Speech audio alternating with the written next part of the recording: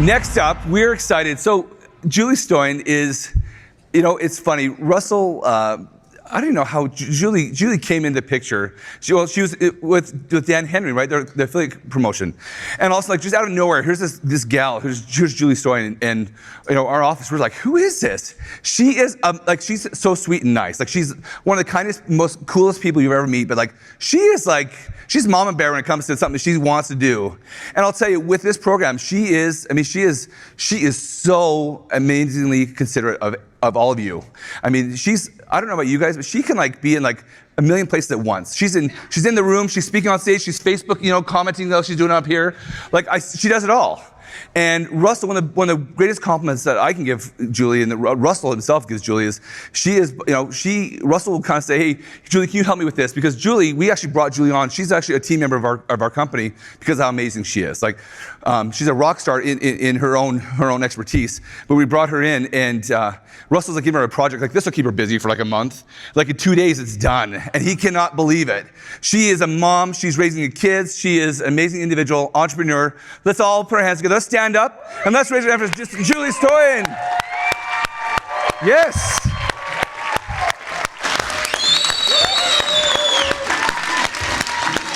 There you go. Thank you. Yeah, absolutely. Hello. I'm so excited about today. James started to talk about the importance of the fundamentals, and it's kind of nerve-wracking and intimidating being in this room because there's a lot of heavy hitters in here who have made millions of dollars. But there's a difference between driving a Lamborghini or a Ferrari and racing it around the racetrack and understanding how that Ferrari was built. And one of the things that I want to do in this presentation, for a lot of you who've made your first 10, 100, million, some of you don't know how you got there. And I remember thinking that similar to myself, how did I get here? And what happens when you don't quite know the pieces that happened along the way to get you there, I don't know about you, but for me, it created anxiety because it was how do I replicate this? How many of you are currently coaches, course creators that are trying to teach your customers and clients how to do what you did? Holy cow. Okay. The question I asked was, how many of you are coaches or consultants trying to teach your clients what you yourself did? Because that ability to do something, to look back, understand the steps that you took that got you there, is exactly the process that's going to allow you to teach it in somebody else, right? Because it's one thing to do it yourself, it's another thing to be able to duplicate it in another person. And so what I'm going to go through today is going to be the process from the very beginning, from when you are at zero. I'm going to assume that you have 0 leads, that you have no email list, that you have no offer, that you don't have anything except the desire to be an entrepreneur and to make a difference in the world. And we're going to walk through what that process looks like to create an offer in 4 different businesses. So the first thing I'm going to need you all to do, and most of you will know, you're going to be in one of these 4 categories. Is there anybody in the room right now that doesn't identify with one of these 4 categories? They don't want to raise their hand and be like, weirdo. Okay, good. All right. So we're going to go through this. Now, it was so funny. Russell and I were working on the milestones one night, and he's like, the irony is that we all talk about courses as being this pinnacle of passive revenue, and we get so excited. It is the hardest of all of them. It's got the most steps of all of them. So the funny thing is that if you're looking at the milestones on the table, the digital products and coaching and consulting one is the longest, ironically. And we discovered that if you need money right away, the service-based agency model is the fastest. It takes the least amount of capital, and it takes the least amount of leads and the least amount of visibility. So I'm going to get into all of that. But just right now, for your own state of mind, if you're in a financial need, just know that the info product takes time. The other thing is that all of you, even if you're not in the info product space or the coaching or consulting space, you still need to follow and understand that roadmap, because I guarantee you, as an e-commerce business, there may come a day when you bring info products into your e-commerce business to make it more profitable. As a local business, there may come a day where you bring info products into your business to make your local business stand out in the competition.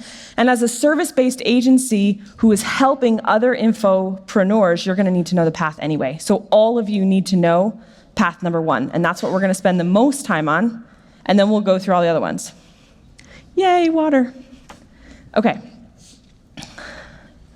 So one of the things that I love to talk about is moving the needle. And this presentation today is going to be highly, highly tactical and strategic to get you to take action. So obviously, there's so much training in 2CCX, and we knew that one of the biggest problems was that there was so much of it you didn't know where to start. So that is why we created the Trello for the process, so that you're moving through the milestones, checking the Trello card, and only reading, doing, looking at whatever it is you need to do to accomplish that milestone to reduce overwhelm. It goes without saying that action, and there are some of us in the room that really like to understand everything before we take action, and that mindset is gonna slow you down. So it comes into, I'm gonna skip down here to this idea of perfection. How many of you would identify as being perfectionists? Okay. A lot of entrepreneurs are artists, even if they're not like the traditional art. Like Russell is totally an artist. He's a sales funnel artist, right? And a lot of artists are perfectionists. It will kill your business. The number one killer of business is the need for it to be perfect. So part of this process is going to feel very uncomfortable. You're not going to feel ready. And I'm going to go into some of the emotional and psychological things that happen as you walk through this process, because I think it's really important. And that's where the accountability coaches come in, and that's what they're there for, to help you work through that stuff, because I guarantee you around step 5 or 6, it's going to hit. And then finally, this process can be used for every single new offer. So even if you've made a lot of money in your business, if you're a local business, for example, you've probably already made money. But every time you want to bring something new to market, you can do this process. All right, so let's take out the digital and coaching milestone on your table, and we're going to start with that one. So the first step we can skip because we're all here. And so we're going to go right to step 2. And this is the very, very first thing that I would say to somebody who wants to start an online business. Who are you serving, and what is the result? Now, this is honestly the very first question I ask people, and they're like, oh, I know, I want to start a membership site, and I want to do this, and I want to do that, or I want to start a mastermind, or I have this idea for this course, and they are spending all this time talking about the container and not the actual result. So in this step, I want to know, who are you serving? Moms, entrepreneurs, real estate agents, people who need to lose weight, whatever it is. Who are you serving, and what is the result that you're going to get them? I don't want any discussion about the container on which it takes. So the Trello board is designed to help you figure out who is your who and what is your result. Everybody clear on that? Cool. No container. I'll ask questions periodically through the forms we showed up late because our flights were here. Are there forms? Oh, the milestones. Okay, they need the little papers, the milestone papers? Yeah. Okay, so that's all you have to do. Once you've done that, once you know who you're serving and what the result is, and everybody here, even if you don't know what your offer is, some of you, I heard you say, like, I don't even really know what my offer is. That's okay, because I guarantee you, most of you can tell me who you're serving and what is the result. I am serving entrepreneurs. The result is I want them in the 2 Comma Club. That is my who, and that is my what. Okay, so here is the first card that's going to take a little bit more effort, and it is offer hacking. And then we're going to talk about hook, story, and offer. And Russell does this beautifully. He's an expert at this. I'm going to try to give you a few tools that helped me internalize it differently, because I think a little bit differently. So let's talk about the hook first. And I've had so many people ask me, what is the hook? Is it the headline? Is it a video? Is it like the sales copy? And I decided to call it the soul of the offer. It's oftentimes part of the headline, maybe it's a part of the video. It's the thing, it's like the crux, it's like the root of the issue, right? It's the thing that stops, and this is Myron Golden, who's in the house tonight. He says, the hook is what stops your followers in their tracks and gets them walking in the opposite direction. So there's a very, very simple saying that I do when I'm looking at an offer or a funnel. And if I feel like if the hook is right, if you can look at it and go, wait, what? It's that pattern interrupt that makes you go, wait, what? Fit to fat to fit, right? Wait, what did he do? Well, he was fit and then he got fat and then he got skinny again, right? Or Russell's Book of Mormon challenge. Wait, what did he do? Oh yeah, he went on eBay and spent thousands of dollars for a book that you can get for 20 bucks on Amazon, right? It's the wait, what moment that you feel coming out of your videos, coming out of your emails, your funnels that makes you stop and pay attention. Now, there are many hooks. By the way, there's like a big hook in your business, right? You probably have a big hook, and then there's gonna be mini hooks for every single ad, every single email, every single funnel. There will be a hook that you need to do to make them go, wait, what? Wait, why did I click on this email? What happened? It's usually the subject line, right? The ad could be a video, could be a headline. So you have to get really good at creating these wait, what moments. And I just showed Allison Prince is also in the house. She is another one who has a great wait, what? And you can see all over her ads, she talks about how she taught her daughters to sell $100,000 worth of scarves, right? Wait, what did she do? Right? It's that pattern interrupt, it's that hook, it's the stop. Okay, so get comfortable making hooks. Now, I wanna just talk about the problem. If all you have is a hook, you have dissonance. And this is a very, very, very important part of the sales process. But if all you have is the hook, you get the disruption, you get that confusion, you get the momentary agitation, right? What does that do in the brain? It gives you an adrenaline rush, right? And that is the hook, and that's what's necessary to get them to stop what they're doing and move in the other direction. The problem with dissonance, and I put this up here because I used to be a piano teacher in an old life, and the dissonant chords crave resolution. Like, you hear a dissonant chord and you just want it to resolve so badly. If all you do is create a hook, you have agitation and it's not enough. So I want to show you this picture. This is actually a part of an advertising campaign, and I'm going to prove this point right now. There's agitation as you look at that. You're not really sure what it is. You know it's a Lego, right? But you, like, what's the point? Wait, what? What is that? Why are you showing that to me? Why is that in a magazine? I don't get it. Okay? So we go to step 2 of offer hacking, which is the story.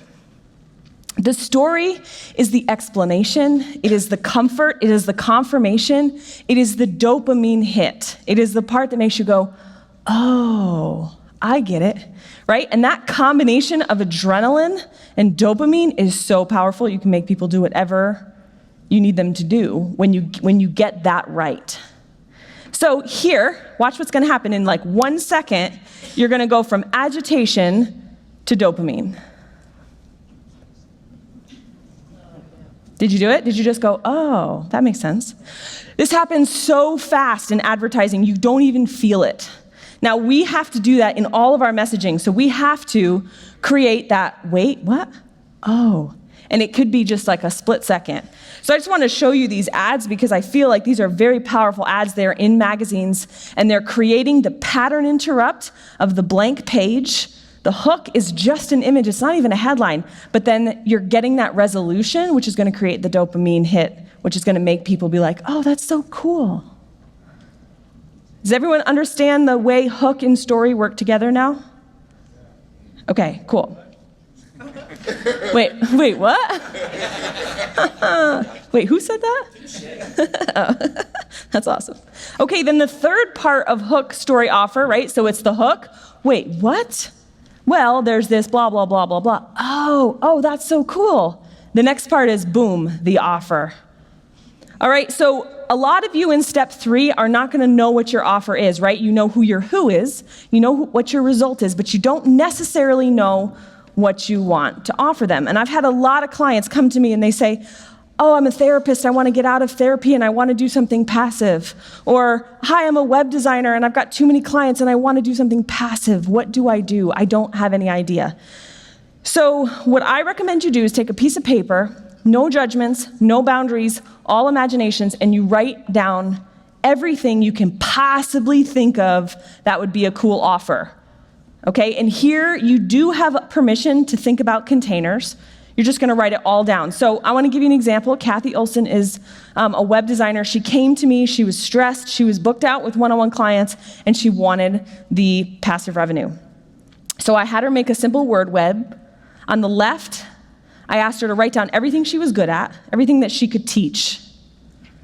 In the middle, I asked her to write down all of the problems that her current clients, customers, the people, the who, that they face, right? So you go to look at your who, what are their problems? And then on the third side, I had her write down, how does she want her customer to feel? And this is just an exercise to get your brain flowing because you just never know what's going to come out of that word web when you're trying to think about what kind of offer you could create. So this is what she did. This was her long list. She's like, I could sell logo templates. I could sell how to make a logo course. I could sell web templates. I could sell how to make a pretty website. I could sell a high-end web designer's course. I could do a designer event. I could do Photoshop. I could do Illustrator. I could do WordPress. And so she just wrote all her ideas down. So in step 3, that's what you're doing. You're writing your hook ideas, your wait, what? Your story ideas, oh, that's the context, and your offer ideas. No boundaries, no limitations. You should have a giant page full of all kinds of possible ideas at this step. Now, the hook that we decided to use was, imagine if you could be a high-end designer for one day and get a beautiful and unique logo done by you. And the hook is like, wait, what? How are you going to make me be a designer for a day? Like, that takes years of experience, doesn't it? That was the hook that she liked the best out of all of them. Okay, so when you're done with step 3, you're going to have a Google Doc full of hook ideas, story ideas, and offer ideas, okay? And then you're ready to move on to step number 4. Now, I'm going to combine step 4 and step 5 because they're very, very, integrated. So what you're going to do is you're going to look on that Google sheet of all your offers, right? And you are going to think about what's one of those ideas that would make great bait. What is one of those ideas that if I throw that in the water, I'm going to have swarms of my ideal fish, right? Because we talk, Russell talks about in the video, it's all linked in the Trello board. He talks about this idea of congregations.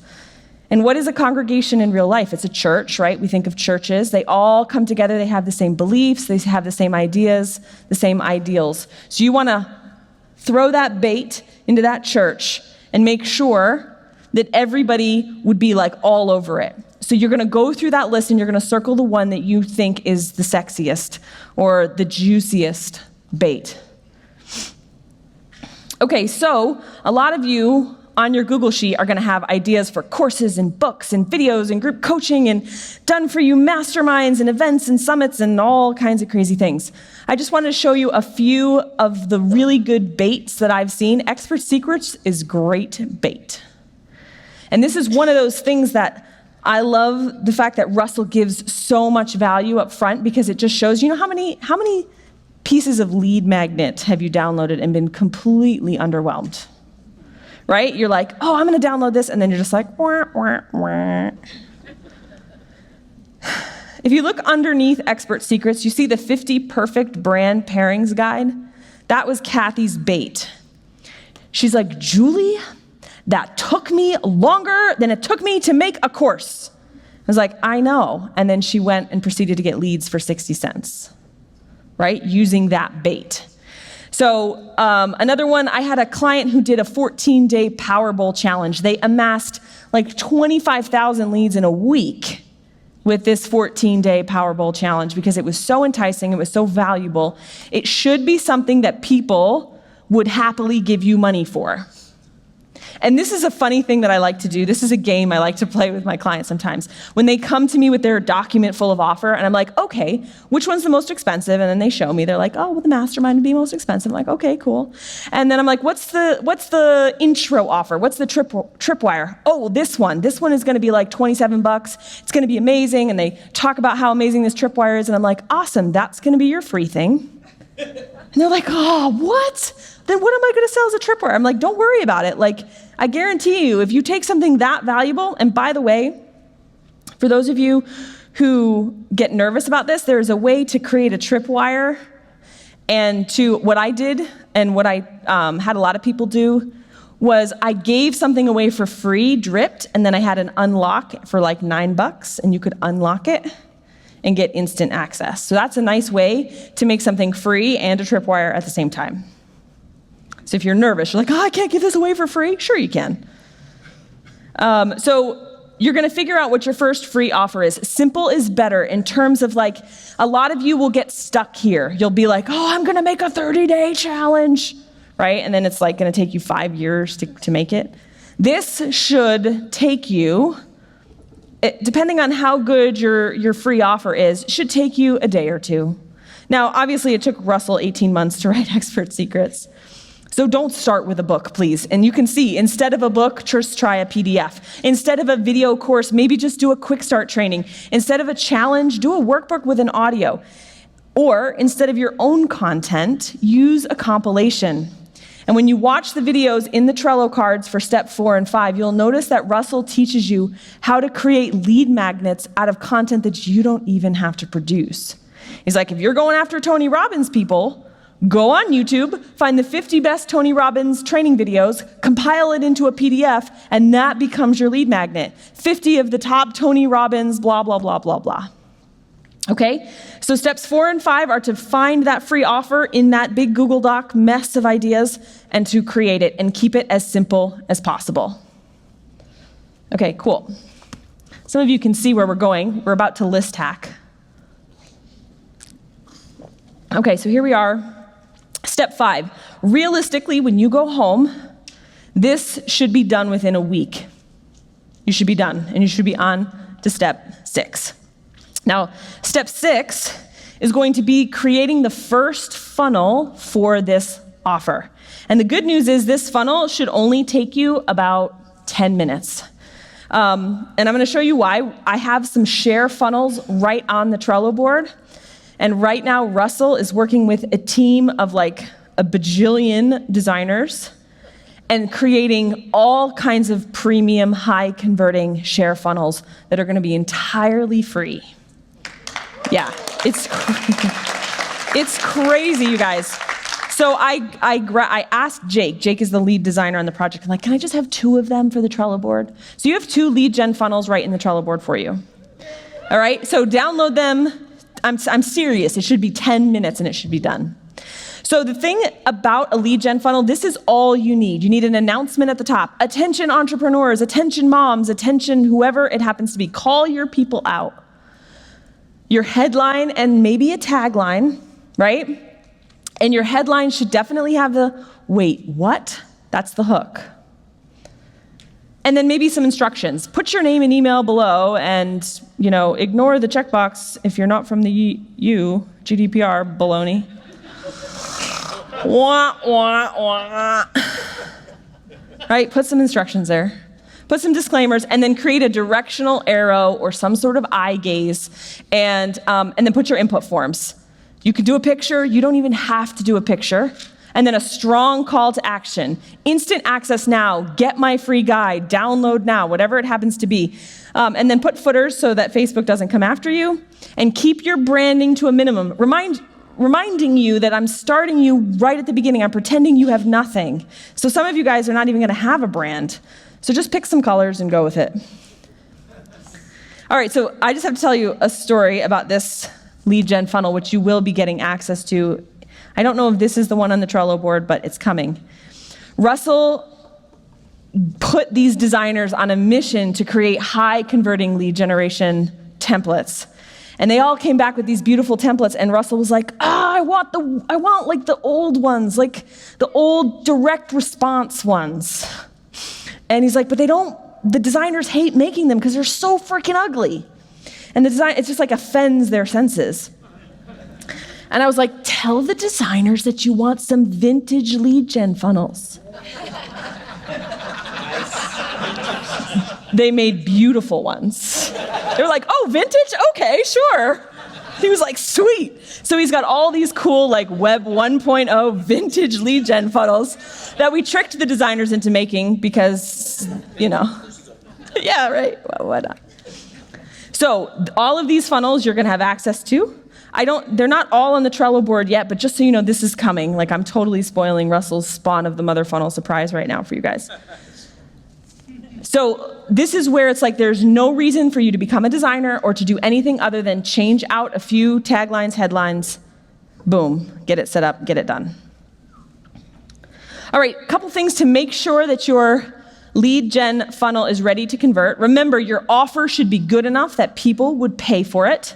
Super curious headline and hook, right? They must not know the answer, right? Kathy's guide, it wasn't super curious, but it was 50 brand pairings. I guarantee you nobody can sit there and think of all 50 off the top of their head, so they want to see all the cool combinations that she came up with. Okay, so curious doesn't have to mean like weird. We think curious means weird all the time. It doesn't have to be. It can be my weird niche funnel that's making, $17,000 a month or whatever.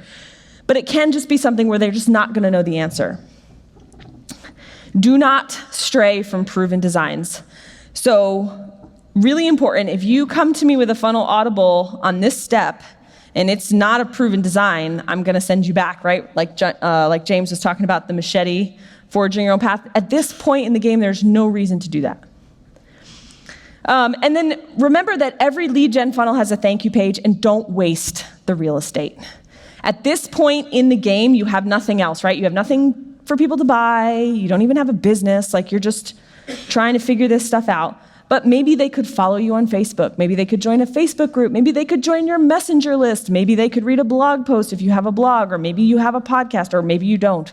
But just think of something. When all else fails, ask them to follow you on Facebook, on your Facebook profile, which I'll show you. That's coming soon. Okay, so just make sure you have something on the thank you page at this point. Now, what will happen is as we go along the milestones, eventually you're gonna have something to sell them here, but we don't have it yet, and that's fine. And a lot of people try to think of something to sell, and they get completely stuck. So don't do that. I see some heads nodding. Okay, and if you're gonna do a top 10 list, just make it a top 50 or a top 192, and you'll be a lot more likely to get conversions. I have a freebie right now that's 250 something or other. It works really well because people are so bored of 10 and 5, right? Like 250 email stuff. I had someone make a freebie. She was a copywriter, and she made a freebie that's 365 email subject lines, and she got crazy cheap leads doing that, okay? All right, so there are just some, even still to this day, Russell's perfect webinar freebie. He's like, it drives me bananas. I spent 18 months on expert secrets, and yet perfect webinar still creates leads so much easier. So just don't necessarily think that like the container is what's going to make the leads cheaper or make you get a list faster. All right, so here we are. We're on up to step 6. Any questions about all those steps yet? What we've done essentially is identified your who, your result. We've created all kinds of ideas for your business, hooks, stories, offers. We've pulled one of them, ideally one of the sexiest ones out of the document, created a lead gen funnel, and now we're gonna get our first 50, 100, 500, 1,000 leads. And these first small group of people are what we're going to use for phase 2. So that brings me to step 7. Okay, so step 7 is about free traffic. I'm gonna assume right now that you guys don't have any money for ads. If you do have money for ads, in step 7, you can go check out John Parks' stuff and set up some ads if you want. I'll tell you what, you're gonna get leads a lot faster if you do that. But for some of you who have not validated your offer yet, you're just like, I just can't do paid traffic. I wanna do it for free. Okay, so here is, you know what, can I just move this box so I don't have to keep bending down? Yay. Okay, so I want to tell you a story. In July, you can't see those numbers are too small, I realize, but in July, my ad account got shut down. Womp, womp, womp. And I cried about it in the inner circle, and Russell's like, yeah, that's happened like 500 times, get over it. It's like, oh, okay. So my ad account went down in July, and in July, my profit and loss statement was around 115 grand for the month, gross revenue. For 2 months, I had no paid traffic. So I did this strategy that I'm about to show you. I've done this strategy my entire business, and my profit and loss in August was 115, and then my profit and loss in September was 135. I saw no decrease, which was crazy. Now, this strategy I'm about to show you is going to take time. It takes time, but it will work in any industry. It will work at any income level. And this strategy works really well if you're selling something that you can't advertise on Facebook. So if you're into whatever, cryptocurrency, marijuana, dating, all those kinds of things, you could actually use this strategy because you can't advertise on Facebook, at least not, directly. All right, so here is the strategy. Step number 1, you're going to make Facebook the top of your funnel. Now, how many of you have a Facebook page? Okay, I am not talking about your Facebook page. How many of you have a Facebook profile? I am talking about your Facebook profile. Your personal profile. From here on in, now and forevermore, your Facebook profile is no longer for just pictures of your dog or Uncle Louie or your kid's graduation. It's over. I'm sorry. Now, if any of you follow me on Facebook, you know that I post pictures of my kids, and I post humor posts, and I post pictures of my husband, and actually, that's totally fine. But I do it all very strategically. In fact, if you guys all go stalk my profile, you'll see I do personal posts, and then I do business posts, and then I do personal posts, and I do business posts. And I'm watching the algorithm super, super carefully on my profile. And the reason is because the biggest congregations on the internet today are where? Facebook groups. And do you interact in a Facebook group as your page or as your profile? As your profile. So all of you are going to do a couple things. Number 1, everything is now going to be public on your Facebook profile. No more friends only. You're going to go into the security settings, and you're going to make sure that people can't automatically tag you and add it to your timeline, because if you notice, there are certain people, they don't have that setting turned on properly, and if I tag Russell Brunson, it appears on Russell Brunson's timeline. I should tell him, you should fix that. So make it so that people can't automatically get stuff on your timeline. Then you're going to put a follow button on your profile, and this way you don't have to friend everybody. They can still follow you. They can follow you as a person, as an influencer. And there's about 7 areas on the profile that you can put links on. Number 1, you can see Catlin Bettridge right here. His cover photo says free cheat sheet. The 3 simple steps to getting started with affiliate marketing. Get it here. When you click on that cover photo, the description has the link. Then down the sidebar, you can have links in the sidebar. You can have links in the intro. You see the featured image slot down on the left. It says click the link below to join my free Facebook group. You guys can actually customize that with a featured image. If you don't, it will just show the last 6 photos that you were tagged in, which may or may not be such a nice thing. So put a featured image there. So you have so many places. So here's the first thing that you're going to do. Facebook becomes the top of your funnel, and you no longer use Facebook just for your friends and family. It now becomes your influencer profile, your attractive character profile. Okay, and all 3 of these people, you can see Dan Henry's profile. He's got most of it tricked out. You can see Pam. Pam does funnel building. You can see that she's got her Facebook profile already as the top of her funnel. Okay, so the second step to this process is you're going to create some crazy, sexy bait on your timeline. Now, how many of you know that you can't go into groups and promo your stuff, right? You're going to get banned. Even like the humble brags with no links are just dead obvious. Okay, we can't do that. But where can you toot your own horn completely fine with no ramifications? Yeah, on your personal profile. So, step 2 is to create some awesome, sexy bait and put it on your timeline. Make sure that's the latest post. And every time you're about to go into a Facebook group to do your networking thing, make sure there's a good post on your timeline. And here's the strategy. What I'm going to do is I'm going to show you how to get people to pay attention to you in groups, click on your name, go to your timeline, and be completely bombarded by a super, super juicy post and links everywhere. Some people who were in San Diego last week did this and then private messaged me, and they're like, oh my God, I have leads, I have discovery calls, oh my gosh, they're like, it works. I'm like, I know it works. That's how I built my entire empire. This works. It takes time, but if you have no money, every business needs 2 things, time or money or both. So if you don't have money, you need to use time. Okay, so this is what we're going to do. Now we're going to go into Facebook groups. So you're going to find 50 to 100 Facebook groups that have your ideal customer. Not just 2, not 3, like 50. All right, and we are going to, I'm just going to put all of these up here so I can follow my train of thought. Okay. 3 types of people we're targeting in a group. The good news is, guys, you don't have to actually go into a group and look like a complete douchebag. I'm not going to ask you to pose a selfie or a Stripe screenshot and talk about how awesome you are. That is not what you have to do. All you have to do is respond to people. You don't even have to post. You're going to target 3 types of people. Number 1, you're going to target the original poster. I have a question. I don't know how to build a funnel. I was a funnel builder, so these are all my examples. I don't know how to build a funnel. I'm going to target them, right? They're stuck. I'm going to answer on behalf of them. I'm also going to answer knowing that there are 55 other people on the thread that are listening that are going to get notified when I make a comment.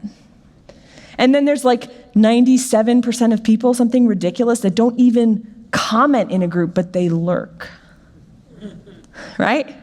They're going to see your comment too.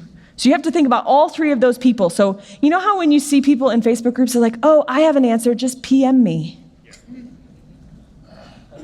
It's the dumbest thing ever. Number 1, you don't really have a secret. There's no secrets on the internet. Hello, Google.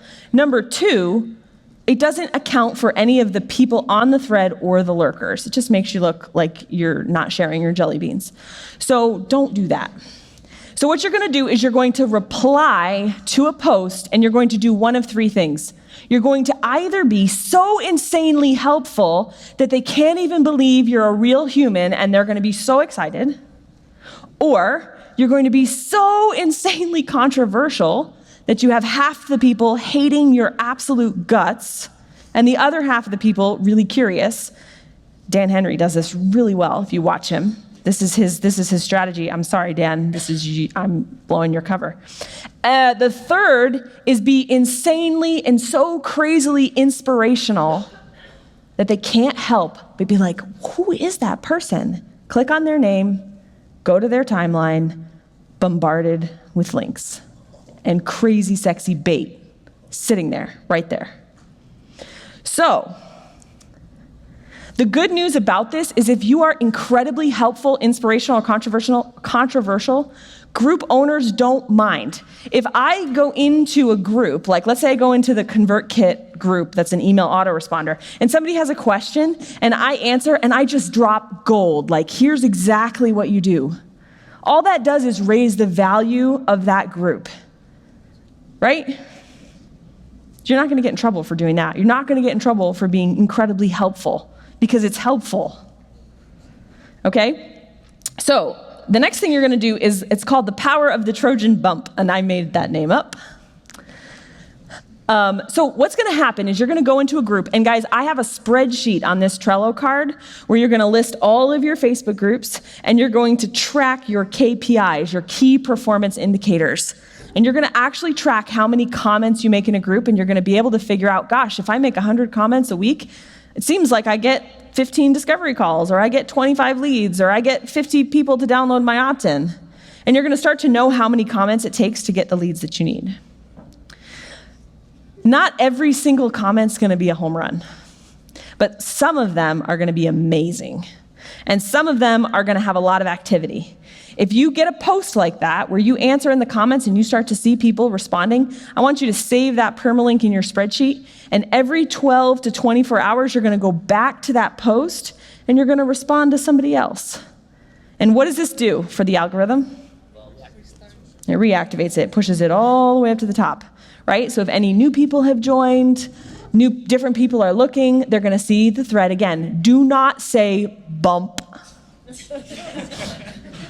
That's why it's a Trojan bump, right? You're going to go in there and you're going to be like, hey, thanks so much for responding to my comment. You're so awesome. I don't know, whatever. It's going to bump it up to the top. So you're going to do that for the hot ones, the ones that are really hot. Okay, the next thing you're going to do is you're going to friend people in the groups that are the hottest. I want you to max out your 5,000 person friends list as fast as possible. Now, it doesn't mean that you have to friend people and then creepily PM them and send them their link or invite them to like your Facebook page or invite them to a group unannounced. Just friend them. And the reason why is for the algorithm. The more friends you are, the more friends you have in a particular group, the more likely they're going to see your replies in their newsfeed. Have you ever seen it in the newsfeed where it says, Joe Smith and 3 other of your friends commented on this? Right? So the more you have friends, the more likely they're going to see your responses in their newsfeed. And it starts to snowball. So now I'm at the point where I have enough friends and I have enough momentum that if I comment in a group, I know that algorithmically, automatically, at least 40 to 50 people are going to see that in their newsfeed. And it's going to continue the conversation. So polarity in the algorithm work, and don't wait for the obvious question. So I want to show you here. I have a couple example posts. So first, Joanne Dent, imagine like you're doing a dog training course, right? And you're teaching people how to get their dogs to walk off leash, right? You can't go into a dog training group and just look for people who are asking about how to get their dog to walk off leash. It's super obvious. You have to be a lot more stealth than that. So Peggy is now 6 months old. She really takes notice of the TV. She started to bark at animals on TV. She even taken a dislike to newsreaders. Can anyone offer advice? You could very easily be incredibly helpful, inspirational, or controversial on this post and basically be like, you know what? By the way, I don't really know about dogs, so I'm just going to make this up as I go. Yeah, oh my gosh, it's so annoying, right? It's so annoying when your dog does blah, blah, blah. Number 1, validator. She's like, oh, look, she gets it. Cool. Yeah, so annoying. You know what? I think one of the problems might be that if you could just get her really, really tired, she wouldn't have the energy to bark. And I know that probably the best way is to take them for a walk, right? But I know about my dog, jumps on people, pulls on the leash. It's really not enjoyable. So, what I ended up doing was I actually trained my dog to walk off leash, and it works really well. Do you see how I just rerouted the conversation to what I wanted? That's what you could do. You could do that over and over and over again. But you have to actually give real advice. You can't just make it up because people will figure it out. Jessica Ortner, does anyone have any favorite veggie side dishes that go with most dinners? I'm trying to move towards a plate half full of veggies at dinner. I'm making recipes that are good, blah, blah, blah. Growing up, we mainly did bagged iceberg salad. I'd love to find something a bit more adventurous, but still very easy. Thanks. Right? If you're a health coach, if you're selling any kind of food, weight loss, you can completely reroute this and be like, maybe you are like you have a smoothie recipe book, and you could say, yeah, you know what? It's totally annoying when people don't like vegetables. I completely get it. You know what I figured out is I just figure out how to get the nutrients of vegetables without having to make a plate of vegetables. Right? And I do it, blah, blah, blah. This is how I do it. Maybe you're selling smoothies or supplements or whatever you're doing. Boom, you've just rerouted the conversation. Justin, what's the ideal pixel dimensions for testimonial photos on the sales page? I'm getting a distortion on a couple that I've uploaded. I pulled this from Teachable. Teachable is a learning management system. I used to do this all the time. I was so bad. And they would all talk about the learning management system. And I would say to him, you know what? I totally get you. The sales pages in Teachable can be really wonky-tonk. I get it. And you know what? Testimonials are so important. What I actually figured out was it's really cool if you have a video with a thumbnail. When they click on it, it pops up and it opens to a video. And it's super amazing because then video, blah, blah, and I'm just like going on and on. He's like, oh my gosh, that's awesome. Everyone else listening, oh my gosh, that's awesome. How do you do that? Well, you got to do it in ClickFunnels.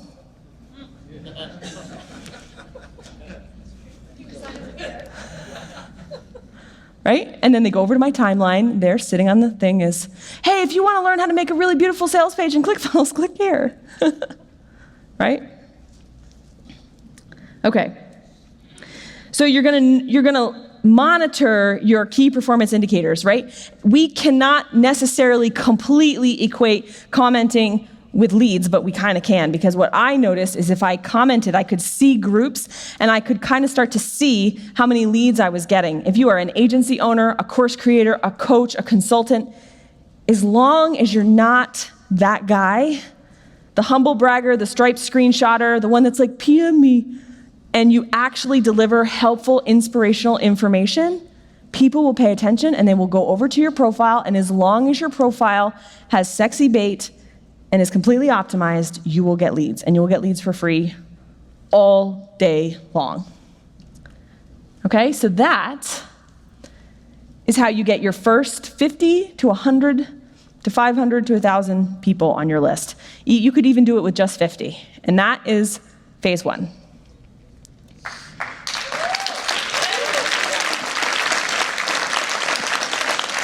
Okay, so we're gonna move to phase two, and then I'm gonna stop and ask if you guys have questions about this, and then we'll move to the other business types. Okay, so step 8. We're gonna go back to that Google Doc. Remember the one that we did over in step 3? Now we're gonna go looking through that list, and we're gonna try to figure out which one do we actually wanna turn into something to sell.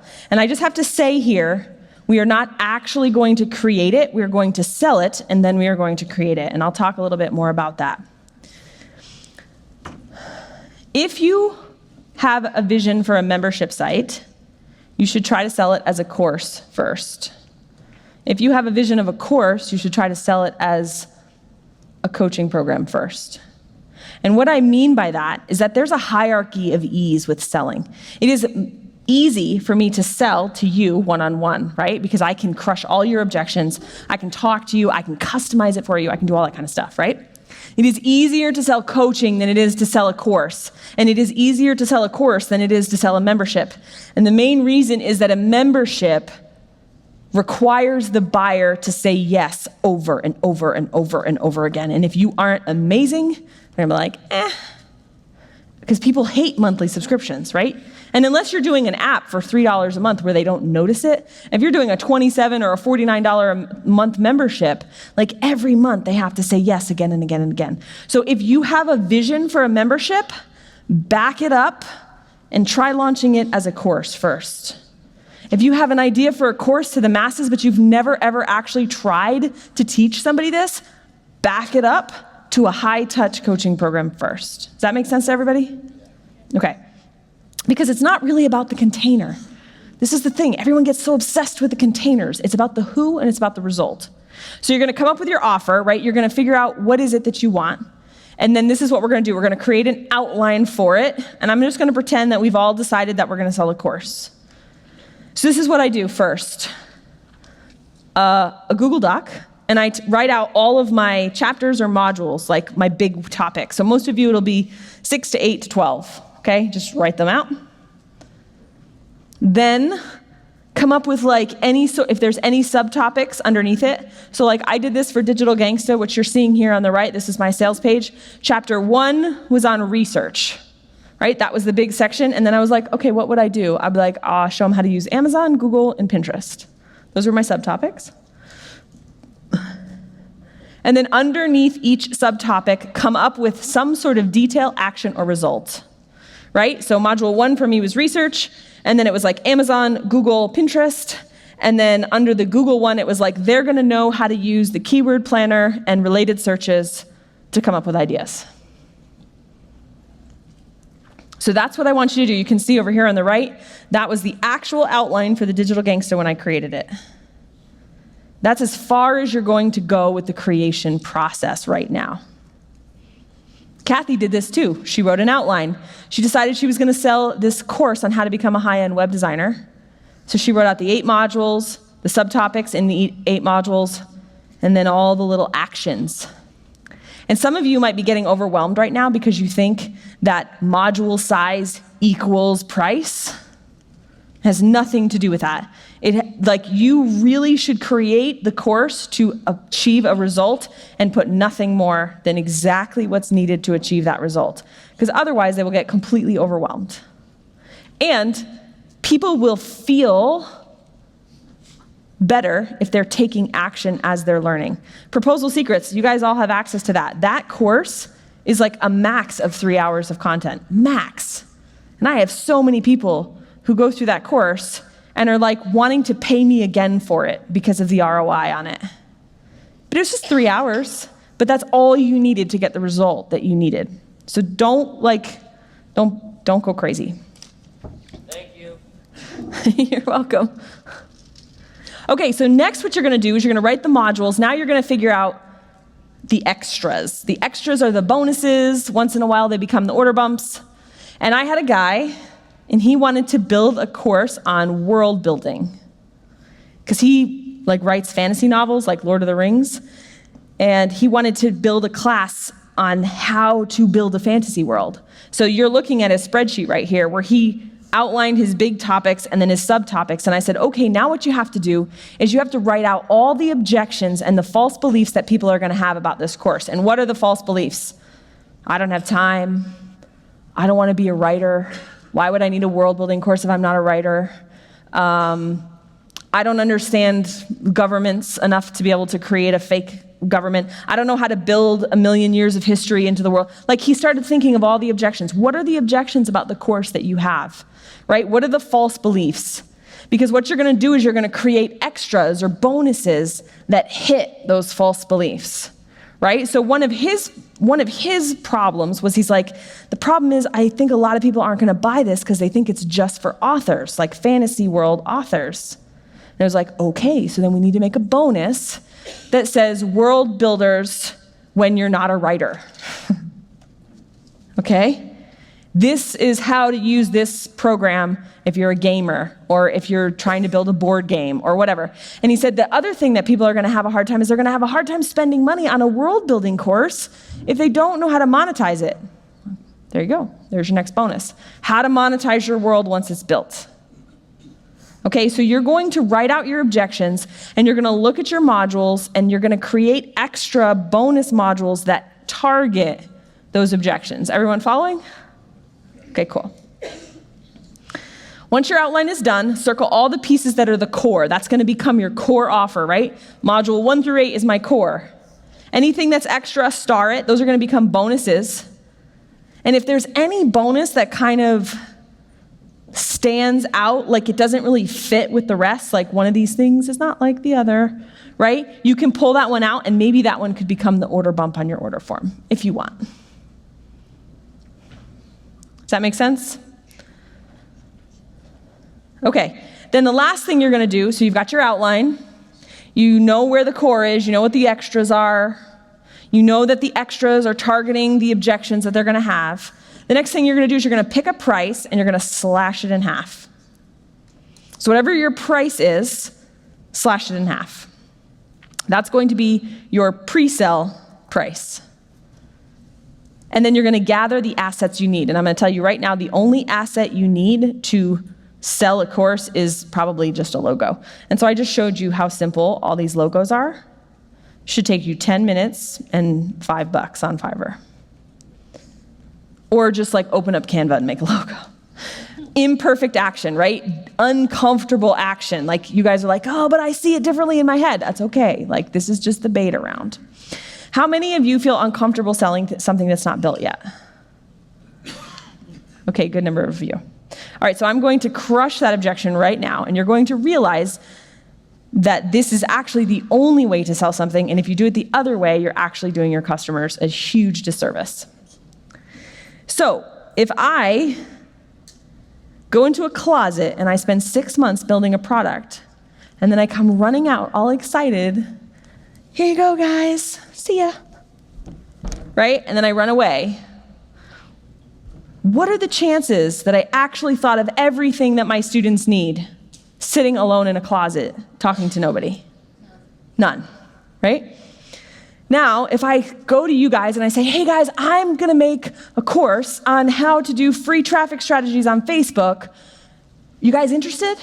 Yes, yeah. Okay, awesome. All right, so what we're gonna do is we're gonna do a live. We're gonna do it live. I'm gonna drop each module each week and I'm gonna do a Q&A and I'm gonna ask for questions. I'm gonna be really involved. And if there's anything that doesn't make sense, I'm actually gonna make the module for you. Because I have an outline here, but it may not be complete. And you guys are gonna get the chance to give me feedback. And I'm actually gonna create stuff for you. You're gonna help me make sure this is the best course for you that gets you the best results. I got so good at this that now everybody wants in on my beta because I promise that I will help create modules and sections if there are things that I haven't covered. And I sold the Digital Gangsta with not one single module built at $997 and made $150,000 before it was ever built, right? That's a lot of motivation. Now, I had a customer list. I had a customer list of more than 50 people, so just to set your expectations, it was like 7,000 people. But still, and then I built it with them. And I'm gonna show you exactly how to do that here in a minute. So what you're gonna do is you got your outline, you've got your price, you slash it in half, you promise them a higher touch experience, you get a logo. And then you're done with step number 8. Okay, step 9. Now we're gonna build a sales funnel for our very first pre-sale. So now which kind of funnel are you going to build? And then this is this spot, step 9, is where the majority of you are gonna get stuck because you're gonna be like, oh, but I have this idea for this PLF, product launch funnel formula, or I wanna do a webinar or whatever. And I wanna tell you right now, this funnel is not your permanent funnel. This is your testing funnel only. That's it. If you have an idea for an auto webinar, you have an idea for an SLO, or whatever the funnel type that you're geeking out on, it is not permanent. This is your testing funnel only. Because remember, you haven't received $1 yet. You don't even know if the market wants it. The good news is, if they hate it, you haven't built it. And you can just go back and try a different offer and target this audience again, because the leads are still coming in. You just have to figure out what hits. How many of you saw the coaching session where I talked about the sales page hack? Okay, just a couple of you. All right. On this Trello card, I did a training, because how many of you get stuck trying to write a webinar? Yeah, okay. So for some reason, the webinar is hard for people. I don't understand why. But what I discovered in all of my years of coaching and training is that if I can get somebody to write a sales page for it first, the webinar comes so much easier, and I have no idea why. The good news is that I literally created in that training session all the prompts. So you can just watch it, you can pause it, type in what I say, unpause it, pause it, and by the time you're done, you'll have a sales page done. It'll take, in fact, there were people in the group that said it took them about 2 hours.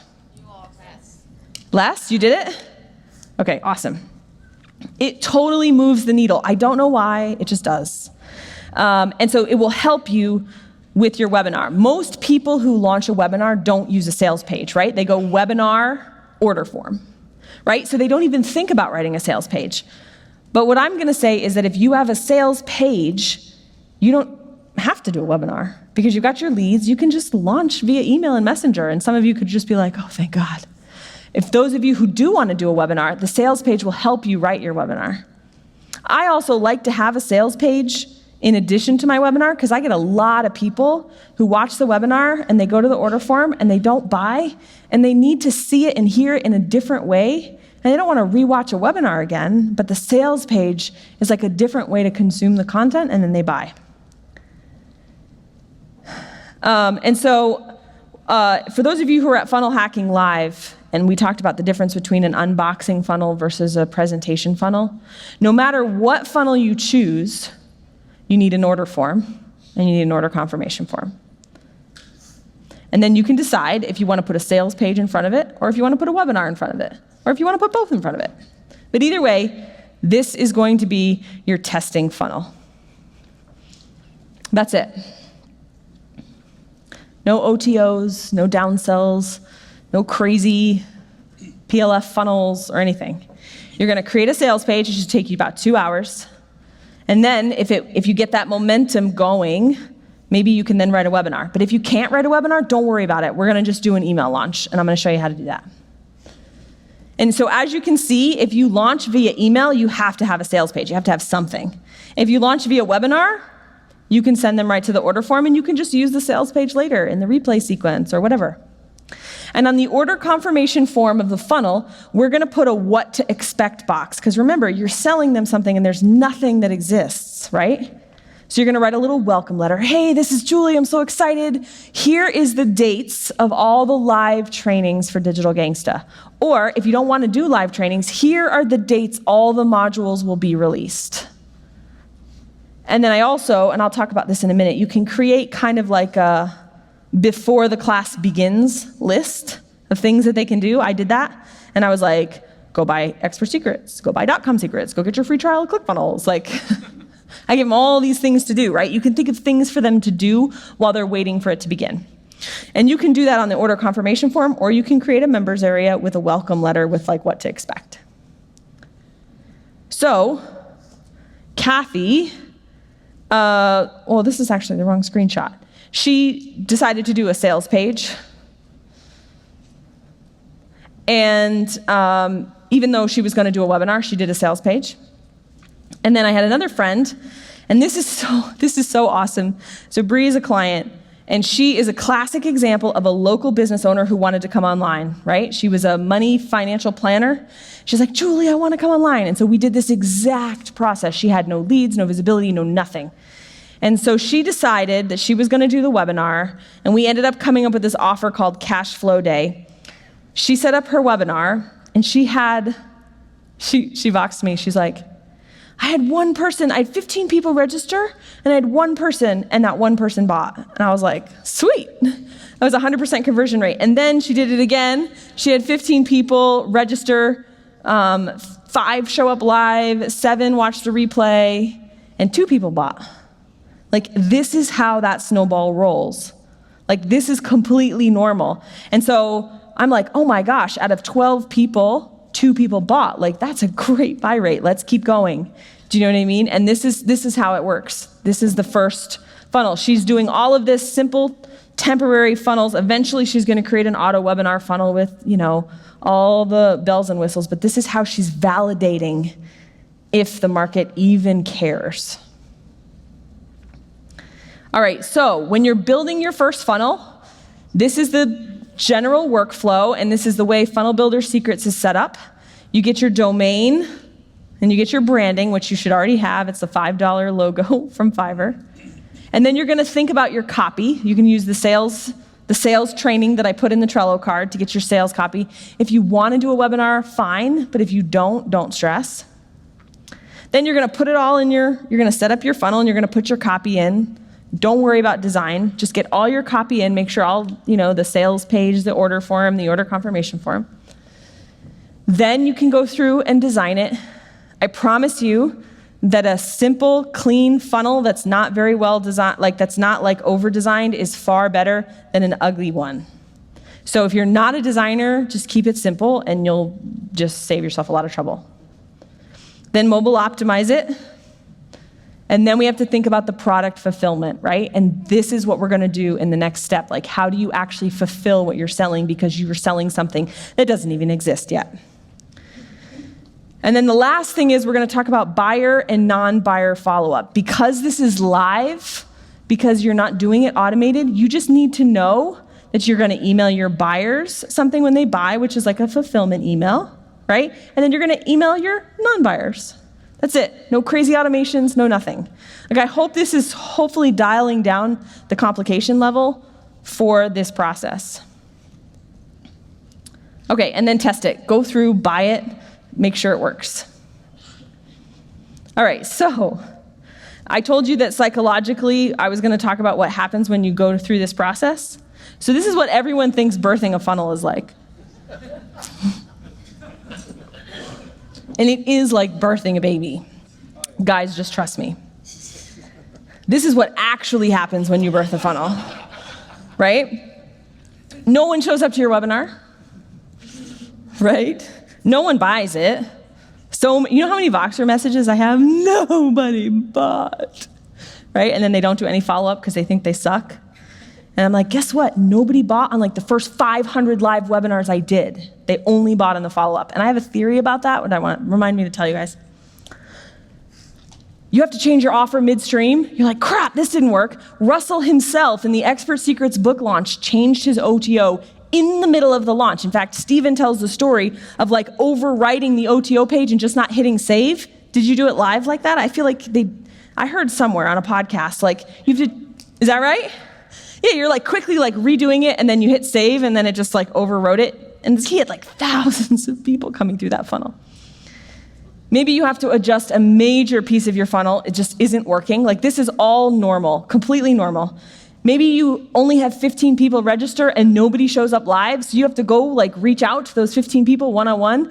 I have so many people who have like these tiny little, like when they're just starting and I'm like, why didn't they show up? Well, I don't know. I'm like, just email them. There's only 5 of them. Just go ask. Oh yeah, okay. They're like, oh, I don't have MailChimp set up. I'm like, just email them, you know? It's so silly. Maybe you only get a few sales and you're like, oh, I don't know if this is market validation, right? You get a few. But you know what? For Bree, 2 sales out of 12 people, that percentage rate is really, really good. So it's important to have an accountability coach or a mentor or somebody telling you like, no, that's actually good. Like, you know, Julie said 1 to 5% was normal and 2 out of 12 is, what is it, 16%? Thank you. Right? Maybe your buy rate is only 1% because you're not very good at pitching yet. Maybe your emails suck or your webinar. So here's my theory, guys, about live webinars. You know how Russell says that live webinars convert better than auto webinars? He's right. Except if you suck at live webinars. So I'm an ENFJ in the Myers-Briggs, which means I have a really strong F, which is the feeling part of me. So like when I walk in a room like this, I'm like, oh, I'm like feeling everybody's feelings all the time. And so when I'm on a live webinar, I'm like trying to anticipate how people are feeling while I'm doing my presentation, which makes it really hard for me to pitch in a natural, comfortable, like it took a lot of practice. And so what I found was when I did an auto webinar, my pitch was so much better because I was in the closet recording it and I had no like feedback coming in my head, so I just pitched it. So my auto webinars actually perform way better than my live ones. Which is so weird, but I'm just telling you. Russell is really good at like the live thing, like he's amazing at it. Some of us are just not as good at it, so that might be something. You may feel so weird pitching on email or video. That could be totally normal. What else? Other things nobody tells you about funnel birthing. The closer you get to your launch date, the more you're going to procrastinate. You'll feel totally naked in the town square, especially if you're using the Facebook training that I just showed you about turning your profile public, and all your friends and family and your mother's like, what are you doing? Right? You're just gonna feel naked, that's fine. You'll feel like the only person who hasn't launched a profitable funnel yet. You'll be convinced that everybody's funnel is profitable and you are the only one with a broken funnel, right? You'll get the urge to redesign the entire thing. How many of you are like almost done and you're like, oh, it sucks so bad. All right, let's redo this. In fact, I had a client once, I had to put her on like Prozac. That would have worked. No, I had to like tell her that she couldn't touch her funnel for 90 days. Like I was like, you have to sit on your hands, like I'm handcuffing you, like you can't touch it for 90 days. It was the most painful 90 days. I mean, I just had so many Voxer messages from her. I'm like, this has nothing to do with redesign. This has to do with your fear. The other thing that will happen is you'll decide to start a new business. Right before you launch, you'll be like, you know, you're laughing because it's happening. Okay, so you're gonna build your funnel, and now we're gonna launch it. All right, so step 10 is how are we gonna launch it? Now we're gonna find the hook for your launch, the reason that you're actually going to launch it. The very first thing you need to do is pick a date, a drop dead, this is going to happen date. I had a food blogger, and she was gonna teach a course on food photography, and she picked a date, and then she just completely panicked. But she did it. So pick a date and create a countdown page if you want to, but this is a nice way to build pressure. So go into your ClickFunnels account, basically take the lead gen funnel that you did and just clone it and take all the stuff about it and just make it a countdown version of a lead gen. It's really just a holding pattern. But it gets people excited. Slap your logo on there, your Digital Gangsta logo, whatever your logo looks like, and create a coming soon with a date countdown with your drop dead date on it. Okay, the next thing you're gonna do is you're gonna go back to this idea of hooks and stories, okay? And you need to build pressure. You need to build pressure. Now mind you, in step 7, you're getting your free traffic, you've got your leads, right? So you've got 30, 40, 50, 100 people that are following you. So you're going to test all those hooks and stories I had you brainstorm in step 3, you're gonna test them in emails leading up to the launch, just to see how people react. Build pressure. This is what I did for Digital Gangsta. What I did was I sent an email for 30 days every single day. And I made up all the possible questions that someone would ask me about becoming a digital marketer. And I emailed them the answer to the question. And this was my hook. Oh my gosh, you guys, I've got so many questions. People are PMing me. My inbox is full. I don't know what to do. I've got so many questions about becoming a digital marketer. And I'm just you know what? Why don't I just answer them once and for all for everybody? Is that cool with you? Right, that's the hook and the story. It wasn't even a good hook. It was not very sexy at all. And then what I did is at the top of the email, I'd be okay, so this is the question I get most of all. How can you start a digital marketing business when the internet's so crowded already? When everyone's a digital marketer? And this is my answer. Then I gave the answer, and then I put at the end, I'd be tomorrow's question was, how long does it actually take you to get digital marketing skills? So I'm gonna answer that tomorrow. But that's why I made $150,000 on when it launched, because I had built so much pressure, and I just dropped value. I didn't even have a countdown page, you guys. It was just question, and I was crushing every single solitary objection. And I was building pressure and buzz by saying that nobody was actually asking me any questions. I was just so many people are asking me this. Mom? But still, it created, this is how you create context and story. You can do Facebook Live teasers. You can go and look up your hooks and your stories and tease people with what's coming. Do you know what I mean? So you could do it that way. And you have to create stories around your hooks. And so for me, the Digital Gangsta was I had launched a membership site and everyone was Julie, your training is so good, but how do you take your clients and make them so much money? I had made a client $1 million and they were how did you make her $1 million? How did you do that? And so that was my primary hook. I'm so many people, and that was true, were asking me how I made this client $1 million. If I could show you the process I take my clients through, would you be interested?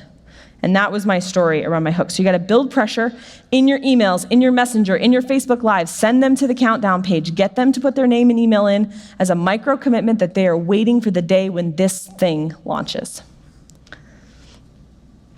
Plan a live event on the day of your launch. Something, even if you don't want to do a full webinar, do a Facebook Live. And just take everything that you've done up until that point and just tell those stories again. Tell those stories, ask the questions. For 45 minutes, use all the hooks and stories that you came up with about why you're launching this thing. And then tell people that if they join within the next 15 minutes, you're gonna do a special live something or other with those first students that nobody else is gonna get. And that's kind of how you kick off your launch. And then close your cart in 7 days or less, which means with your beta, with your pre-sale, scarcity and urgency are the two greatest tools you have in your tool belt. And if you leave that open thinking you'll get more sales, you'll have the exact opposite happen. So I would even say 72 hours is probably better. Close that cart in 72 hours. Tell people, if you're doing a coaching program, limit the number of students. Limit the number of students, limit the number of time. The more demand you create, the better. So over here on the left, this was Danny Meyer. She did a food photography. She was so stressed out, she couldn't even like wrap her head around like the automation of like registering via email, so she just did Messenger. She just slapped Messenger buttons on there, did everything via Messenger, didn't even collect email leads. She had 30 people watch, and she had 7 people buy on the replay, and made $7,000 on her first launch. Yeah, nothing was built, nothing. Yeah, super fun. Same with Healthy Habits, Happy Moms. They made $100,000 in their first launch, but they had a big list, right? So that was the difference. But it always starts like this. 5 people watched, 1 person bought. 30 people on my list, 5 people bought. Like that's how it always starts. Okay, and then the last 2 steps here before you're completed this phase is the first thing is you have to actually fulfill to buyers, right? So now you have money in hand, right? You guys are so excited.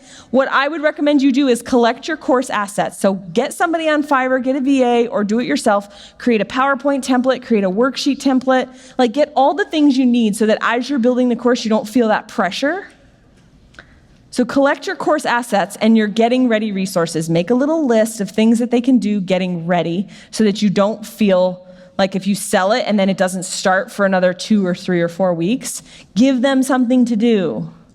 Like give them things to buy, things to read, things to listen to, even if they're not your resources. Create a what to expect and give them the outline. The outline that you made back in that earlier step, give them that outline so they see what's coming. And a what to expect. Hey, I'm gonna drop this module on this date, and I'm gonna do a Q&A on this date. Okay, I guarantee you any buyer's remorse will be mitigated if you do these things right here. And then create a calendar, and then create a feedback loop. This is a simple Google form where you tell them at any point in the course if there's something that's not getting answered that they need help with, to fill out the form, and you will create a module that solves that particular problem. This will set you and your students and clients up for success because the results that you get from this pre-sale will directly affect how fast you get into the 2 Comma Club. So, number 1, use a Facebook group, no matter what kind of program. That way you can screenshot testimonials. Use the 80-20 rule, which 80% of the course should be them taking action and 20% should be theory. So you don't feel like you have to create 55 hours of content. You don't. Remember that in order to have success, they need accountability, they need the process, and they need the knowledge. But the knowledge is the least important part, and it seems to be the part we all focus on, right? It has very little to do with the knowledge and very much a lot to do with the process and the accountability. And the faster you get results, the more social proof you have, the faster you will get into the 2 Comma Club. Because once you build your evergreen funnel, you are going to need proof in order to sell it. And this spreadsheet over here is in the Trello card, and this will help you stay organized with the assets that you need as you're creating. But you'll be amazed at how productive you are when you've got money in hand to create it. All right, so that's step 11. And then the last thing is we're gonna do a funnel audible before you proceed. We're gonna look at the lead conversion rate on the bait. Remember the bait you made at the beginning to acquire your first 50 or 100 leads? We wanna make sure it's at least 20 to 30% opt-in rate. If it's not, we gotta work on that. We gotta go back and fix that because you're gonna continue to use that to gather leads. We also wanna look at your open rate and your click rate on any of your emails or your bots that you did in the launch. We wanna see at least 20% of people opening your emails when you have that small of a list. It probably should be closer to 30 to 40%. And 50 to 70% of people should be opening your bot if you're good with these tiny little numbers. So that's what we want to look for. And then the buy rate, off of your webinar, off of your sales page. I hate to break it to you, but 1 to 5% is completely normal. So if you have 100 people on your list and 5 people buy, that's good. So it's about managing expectations because I can't tell you how much more motivation you'll feel Because like Bree was motivated because she had 3 sales out of like 30 people, and she was so excited because she knew that from a percentage standpoint and an expectation standpoint that meant she was onto something. Yes, she had a lot of work to do. She has a lot of work to do to get it going, but it's like every single good course, offer, product starts there. And if it doesn't start there, it's usually because they have a big giant list to start with, but they got that list somehow. And that's kind of what this process is all about. And then you're ready to move on to phase 3. And that's where Steven takes over on this particular business type. But what I want to do now is I want to ask if there's any questions about this process. I'm going to take some questions, and then we're going to keep moving on to all the different other business types. Does anyone have any questions? Yeah, someone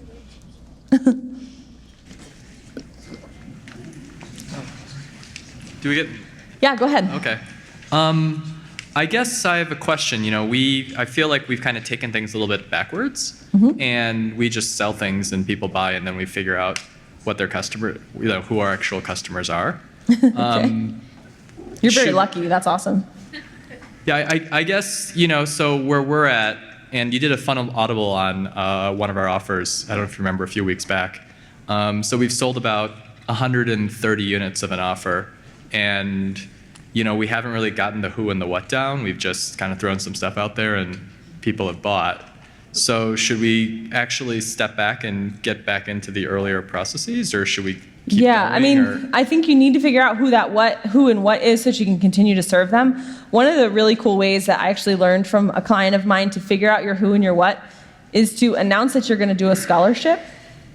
And if you do this and you announce to people and say, hey, we're giving away blah, blah, blah, people in need, ask them to fill out who they are and why their business needs it. You're going to learn everything about it because you're going to get 1 million people because they want something free, and you're going to get all kinds of answers on who they are and what they want and why they want it. So then should we be focusing on, so like for example, when we were just generating a list, we've got call it a cold list or a hot list of the offer of around 7,000, and we've converted about 130. Should we focus on the 130 we've converted, or should we talk to the 7,000, or should we just kind of go to the mass market? You should go to the 130 and ask them for feedback on who they are. And then use that to develop our... And then you should also go ask all the people who didn't buy. Yeah. Because there could be something about your bait, right? You want to make sure the bait is attracting the people that are going to buy. So it can't hurt to go back and to try to get to know your customer more, because the who and the result is really the foundation of everything. Yeah, makes sense. Yeah. Okay, thanks. Yeah, sure. Go ahead. Here we go. So I'm wondering with this, if we build this out and do it like you've taught, and then we have like 1 to 2 people buy, and that's all that we get. So then we still have to go in and like build out and do all this whole course. Do you still just do that, or what? Yeah. So, this is the thing. Like, if you've structured it as a coaching program, like you can really customize how you deliver it. If you've sold it as a course, then yeah, you either have to build it or you have to refund them and not build it. But the thing is, if you get 1 or 2 buyers and you only have a very, very small people who've opened your emails, remember, even with a 100-person list, you're probably only having 30 people open your emails. And if you have 2 to 3 buyers out of 30, that's a pretty good percentage rate. Right. So at least you have a couple buyers, as opposed to doing it the other way where you are going to build it all and you may get none. Right, because that's the only other option, right? The only other option is to build it without getting paid for it. Right. So you might get paid a little. So on these items, there's typically what's your price range on these then? It can be anything. I mean, in theory, if you're selling something for $37, it shouldn't take you 6 months to build a $37 product. If you're selling something for $1,000, it's going to take longer, but you're also 2 people buying is going to get you $2,000, right? Which is a lot, Cool. But remember, you're creating an asset that you can continue to sell. Like, if you got it to sell once, there's no reason why you won't get it to sell again. Cool. Yeah. Thanks. Cool. I was just curious about clarification on when you were talking about day of launch going live. We've got your strategy in place on our profile for the top end Facebook funnel. Yep. And we're building a group, but it's slowly growing. So I'm assuming with that strategy, we would need to go live on our personal profile about what's coming up. And then would we share it in the free group Yeah, so as well? it depends on where the people are congregating. For an actual internal launch, you want to go where the people are. If they're in the group, if they're on, like, go there. But you can't run ads and you can't attach bots to any live streams that are anywhere else besides a page. So what I like to do is I like to always go live on my page so I can attach a bot so I can run advertising money to it. But then I go live in the group and say, hey, come over here. Or I go live on my profile, hey, come over here. Or I schedule it with Be Live on my page, and then I share that in various places so people can click to get reminders. Okay, thank you. You're welcome. Hi, question on the free traffic for Yeah. Facebook. So if you already maxed out your quota, do you have any ninja tricks? Yeah, Friend Remover Pro. It's a plugin. And just use it and find the people that aren't active and unfriend them, and then you can keep friending more. Awesome, thank you. You're welcome. Hi, Julie. You're awesome. Let's see. So I have a question about the testimonials. You threw Yep. in there at the end. You were saying that those were critical to getting into the 2 comma. Yes. So I'm trying to decide whether I have course A or course B. And course A will take the individual a lot longer to have a testimonial because Yep. they're creating an iPhone app. Yep. So there's a development process and approval process by Apple and all this. So Yep. the testimonial will take a lot longer to get back to me versus course B. So you're saying to have courses where the turnaround time is a lot quicker, or? No, I'm not saying have courses where the turnaround, everything is about expectations. Okay. The thing is, like, there's different testimonials, like, for your particular project, right? If somebody signs up for a course on how to make an iPhone app, they have an expectation that's going to take a little while. Okay. So, like, there's testimonials along the way, which could be like, and this is about you strategically asking for feedback in the Facebook group to solicit those testimonials, which is like, hey, how fast did it take you to get your iPhone plan in place? Like, right? And then the testimonial may say, it only took me 3 days and I had the entire, right? Or in 2 days, I had a contact for a developer, or like, those are testimonials about the process. Maybe it's not like, oh, I had an app and it made millions, but those work, Okay. right? And those will help. Okay, thank you. You're welcome. So my question is, I had 0 email list, and so I ran a couple Facebook ads to ClickFunnels, actually pushing some of Myron's stuff since I like his stuff, so to affiliate stuff. But before I send them there, I grabbed the email Yep. and a name. Now I've got a list coming in, so I've got 7,500 people built up in this new list. Good. And I have nothing to send them because I don't have a email trail of, soap opera or Seinfeld emails. Yep. What do I do with these people in the meantime, or should I back off? I'm trying to build a So- list so I have something to do with it. Right, but I need so to- you have to, I would start at step 1 here and come up with you haven't done the brainstorming of the offer ideas yet, so I would do all that. In the meantime, yeah, you have a list that you have to nurture. So you went a little backwards, totally cool. In the meantime, I would just email them as much value as you can. Free resources, great blog posts you read, ask them questions. Deliverability from an email standpoint, if you can ask them questions and get them to respond to you, to reply to your emails, that's very good for deliverability. So ask them a question like, hey, did you guys check out Myron's stuff? Like, what was your favorite part? Like, just engage them while you're doing this process so that the email list stays warm. Should I put the brakes on the acquiring people? No, because it's always, I mean, the only reason that would be a bad thing is if you're acquiring the wrong congregation. So what you're doing is you're using Myron's stuff as bait, which means if you create a product on knitting, it's not going to go well for you. Right. No, and his congregation is But my if you're, congregation. yes, that so works if it's really the well. same congregation, then keep doing what you're doing, but you're going to have to nurture those people and do this process so that you have something to sell them. Okay, thanks. Yeah, sure. You can go there. Or you can Yeah, I need to answer the questions who haven't, did you ask yeah, you just asked one, right? I just did. I got But it. you're in the short line, so you're smart. Okay. Yeah, I'm going to get through the people who haven't asked a question yet. Yeah, awesome. Hi, okay, so I have 2 questions.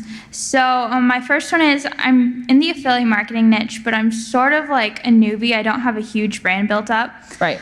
And so I'm building a course, and the first 3 modules are free, and then the rest are locked. What would you say I should price it at? It's all about value. It has nothing to do with the length of the course. It has to do with the value that you're delivering.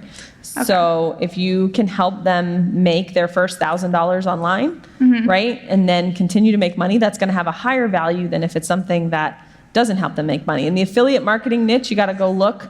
I would go find other affiliate marketers, see what they're selling their products for. A lot of people who get into affiliate marketing are broke, so they're not the richest side of the entrepreneur making money side.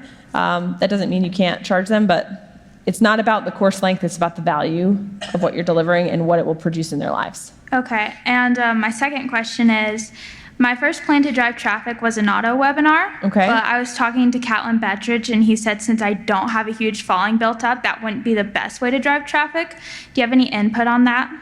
Well, if you have, you only have two things. You have time or money. So if you have money to spend on ads, you can create a lead generation funnel and collect those leads and then launch to them a la this method.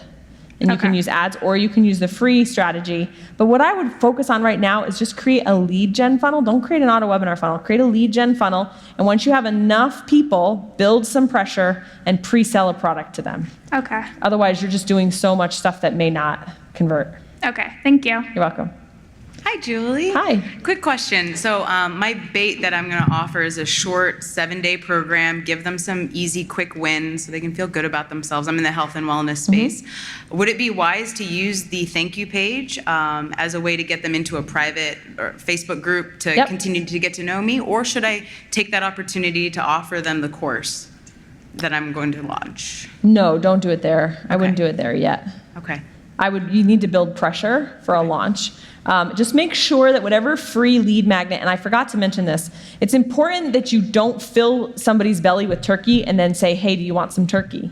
So if your lead magnet is filling them up with turkey, and then you try to sell them turkey, they're not gonna like it. So everything that you do should solve one problem and agitate another. So if I'm a self-publisher, my free thing is gonna be how to get your book written in 30 days. Right? That's free. I don't want to sell them how to write their book in 90 days after that. That doesn't make any sense. Maybe I want to sell them how to get your first 500 reviews on Amazon, right? Because that is something they need now that they've written their book. Make sure your challenge doesn't fill their bellies so much that there's no appetite for what you're about to sell later. Perfect. Thank you. Hey, first, thanks for everything. Everything that you do is super. So let me just put that out there. Thank you. From my heart. 2 questions. First is, as you went through the presentation, you were giving us an estimate of the amount of time that it should take so that we don't get stuck. And I didn't think that I saw it on the Trello cards. I watched all of these live videos from San Diego, and I'm here too. But anyway, I don't think I saw it on, but can you add, or somebody add, say, okay, so step 4, don't get hung up and spend 2 weeks on that. You really should be able to get it done in 2 to 3 days.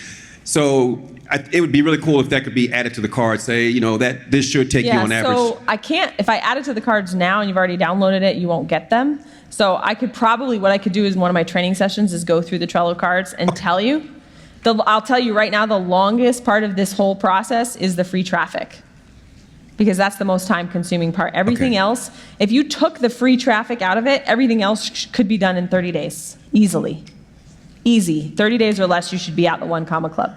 The issue is that the traffic, how fast you acquire the leads to then launch to, is the most time-consuming part. Okay. And my second question is on the opt-in funnel. So once we get to the point where we've got the free bait and the opt-in, does it make sense to go to my Facebook page and then just do a Facebook Live to try to get people to opt in my free? A Facebook Live isn't going to be good bait necessarily, because when you're in groups answering questions and they come over, they're kind of in stalker mode, and I find it's better if there's a post with the links everywhere than a live, because it's another level of commitment to hit play on a video and watch something than it is to just silently lurk. Okay. Yeah. So I've always found the written posts do better. Okay. Thank you. Yeah. Hi, Julie. Hi. So if you've maxed out your friends, and I know you said you've got the plug-in, can you also, because there's a way, I don't think it's listed as a Facebook page where you're you declare yourself as an influencer or authority or whatever else. Would you say, and I've already started going down that route and then just resharing it back to my personal, or would you I've seen some people now making a second Facebook page. No, okay, so everybody should have 1 business page per business. Right. One profile, period, and one Facebook group per niche if they want one. Okay. Right? So you should never have two profiles. And your profile, unfortunately, if you're a serial entrepreneur with 8,000 businesses, your profile really has to be optimized for just one of those businesses. Gotcha. Because otherwise you can't, it's against the terms of service in Facebook to have more than one profile, and everything should be done natively. Like sharing things, cross-sharing, you'll notice on the algorithm, it sucks. Like the algorithm sucks so bad. So if I do a live on my Facebook page, I don't share it into my group necessarily. What I do is I write a post in my group, or I go live in my group and I tell them it's over there, and I make sure everything is native to where I am, because from an algorithmic standpoint, it performs better. So you would just do a actual physical post with the link, hey, I did this live, check it out here. Yeah. And the other thing about that is, from an algorithmic standpoint, links reduce your reach. So what I tend to do is I do a curiosity post and I deliberately leave the link out. Everyone thinks I'm funny and they think I've forgotten. But what happens is people read it, they get curious, they can't find the link, and then what do? Search Julie, I can't find the link. Oh, look, it's a comment. Facebook's like, ooh, this is an engagement. I'm like, oh yeah, I forgot. Here you go. So to keep that, and you slide the link in the comment on purpose as opposed to putting it in the. Okay, thank you. Yeah. I watch my Facebook profile algorithm like a hawk. People have no idea. They're gonna think I'm disingenuous. I'm really genuine, I promise. But I know that how I act on my profile determines everything else. And so I am very, very protective of it. Thank you, that was really awesome. So I already have an online program. It's already selling, so I've sold 60 odd copies or so, and I've got a few thousand people on the list. So it's kind of started. But looking at the stack, I've realized that there's some bits missing that I need to add to my offer to make the awesome offer that people will throw money at me for. So what I was wondering was, should I use the process that you just went through to design and create the extra components I need for my stack now? Yeah. Or do I just kind of skip through that and follow the process with my current program that's already out there? Are people buying it? Yeah, I've sold 60 or so copies. Okay. It's a couple of $1,000s. So, okay, so then I think what you can do is you can just kind of like skim the path and like do the parts where you said you need to, you already know you need to optimize your stack, right? So your stack is usually related to beliefs and objections. And so if you can just go to that part and write down the beliefs and the objections and figure out what you can do to I was having a conversation with a client this morning because she wants to sell a course and it's in the BizOps space, and she doesn't have enough bonuses like right now. And I was like, think of every objection. And so some objections make good bonuses, right? Like they just make good bonuses. Other objections make terrible bonuses because you don't want to add them in the course. So you just know that instead of making them a bonus, you just have to make sure you're crushing them in the webinar. And so one for her, she's in the BizOps space, and she's like, everyone's going to say I need to set up my LLC. And she's like, I don't want to do a module on how to set up your LLC. I was like, that's fine. You just crush that by saying that most people start as sole props. Like, crush that one. And then we came up to another objection, and I was like, well, that objection, you should absolutely make a bonus. So I would just do that exercise. Okay, so find the big objections and then create specifically around that. Skip the seed launch bit. Yeah, exactly. Yeah. Okay, great. Thank you. Yeah. I'm going to just take these last 5 questions, and we'll keep moving just so that I have time to get through everything. Hi, Julie. Hi, I have a quick question with optimizing the Facebook page, the whole funnel deal. Yeah. As far as the next call to action, I was kind of going back and forth between either having them go to a free offer, but initially we were thinking about having them go to a discovery call. What, are you a service provider of some kind? Coaching. Coaching. Okay. Yeah. And then from the discovery call, then I guess offer them to go into our Facebook group, which would be a question for the. Well, if you get them on the phone, you should sell them something. Right. We're going to go through the whole proposal secrets thing from there. Perfect. Well, that's what I'm doing next. Oh. Yeah. Okay. So with that, we can use. I wasn't sure if we should just go right through to the discovery call or go to a bait for offer. I'm trying to build. It depends on how juicy getting on the phone with you is. Got it. If you've set yourself up as like an expert and a guru and an influencer, like getting on the phone is pretty juicy. But if you don't have that visibility yet, you need some other bait first. Got it. Okay. Yeah. Thank you. Cool. Hi. Hey, Julie. I had a question about Facebook groups. Sure. What is the strategy of having a big, large free group, and are paid clients that we're selling to inside that group and talking about our paid product? Yeah, so big Facebook groups are a complete pain in the butt. Big Facebook groups are a big pain in the butt. Oh my gosh, they take so many resources. Now, it's not to say that you shouldn't have one, because you can, but you just have to be very strategic and tactical about how you're using it and what you're using it for. Otherwise, it becomes a wasteland and the algorithm dies, and then the engagement's bad, and then you feel bad closing it. You don't know what to do. You don't know, how do I put this content in the free one, or do I put it in the paid one? Where do I go live? Drama, drama, drama, right? Like, it's just, so What's like the best way to do it? It depends on the business. Oh, okay. It really depends on the business. So in an ideal world, if you have a very busy Facebook group with a lot of engagement and a lot of activity, it can become a great source for new customers, right? And you can ask your customers to go and leave testimonials, and it does all this awesome stuff. But you just have to make sure that the group has good engagement. And so the way I create good engagement in my group without having to do anything is I allow people to promote their products on dedicated threads, which ensures that 3 times a week, the threads have hundreds of comments, which tells Facebook that there's high engagement. Wow. So I don't have to, and people love it because they go in there and they get work and they get jobs, and I'm like, that's great, like keep the engagement going, and it's 20,000 people, and then I pop in and I don't actually have to do anything. But that's like a strategic decision I made to give all of my ideal customers a chance to network with each other, and that's how I keep the engagement in my group so high. That's awesome. Yeah. Yeah. But I guess if it was a much smaller group, would you? Is it okay to have your paid customers talking to free people and like people? Yeah, I mean, you just don't want to. Yeah, I mean, if they want to, sure. Okay. Yeah. All right. Yeah, I mean, but don't force them to.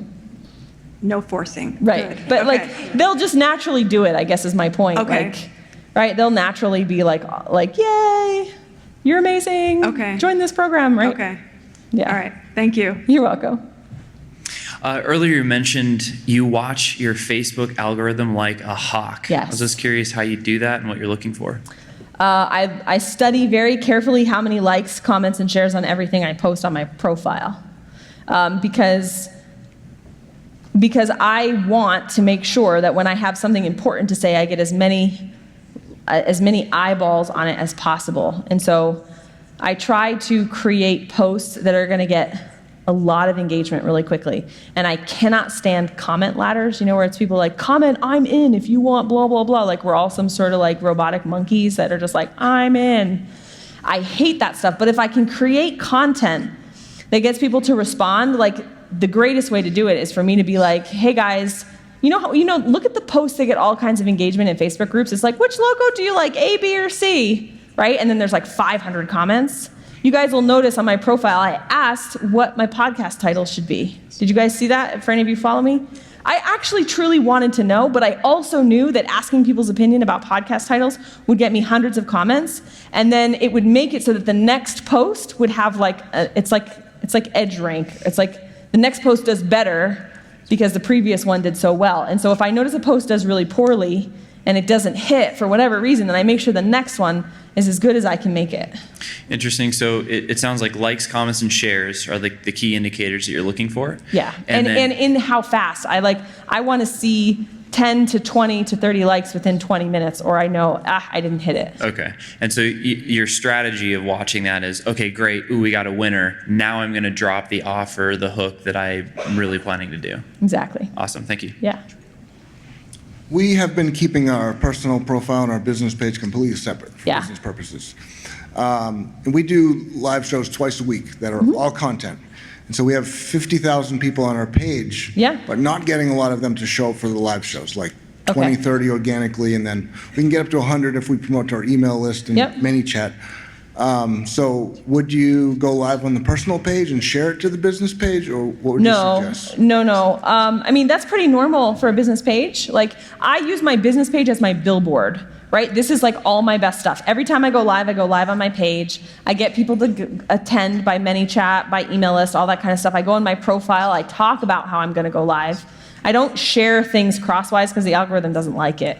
But I'll tell them like, hey, if you want to go check out my page, and get a reminder on Be Live or whatever. But then I just use money to get it in front of my followers. Well, you can't promote the reminder, but you can promote the replay. replay. Yeah. Okay. Exactly. What was the third type of person you target in the Facebook groups? I target the original poster who's asking the question, all the commenters that are on the thread, and then all the lurkers who are never going to comment but are going to pay attention. Okay, thanks. Yeah.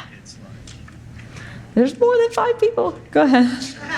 Oh, yes. A question on the personal side. So we have actually built up some pretty sizable personal profile followers. Cool.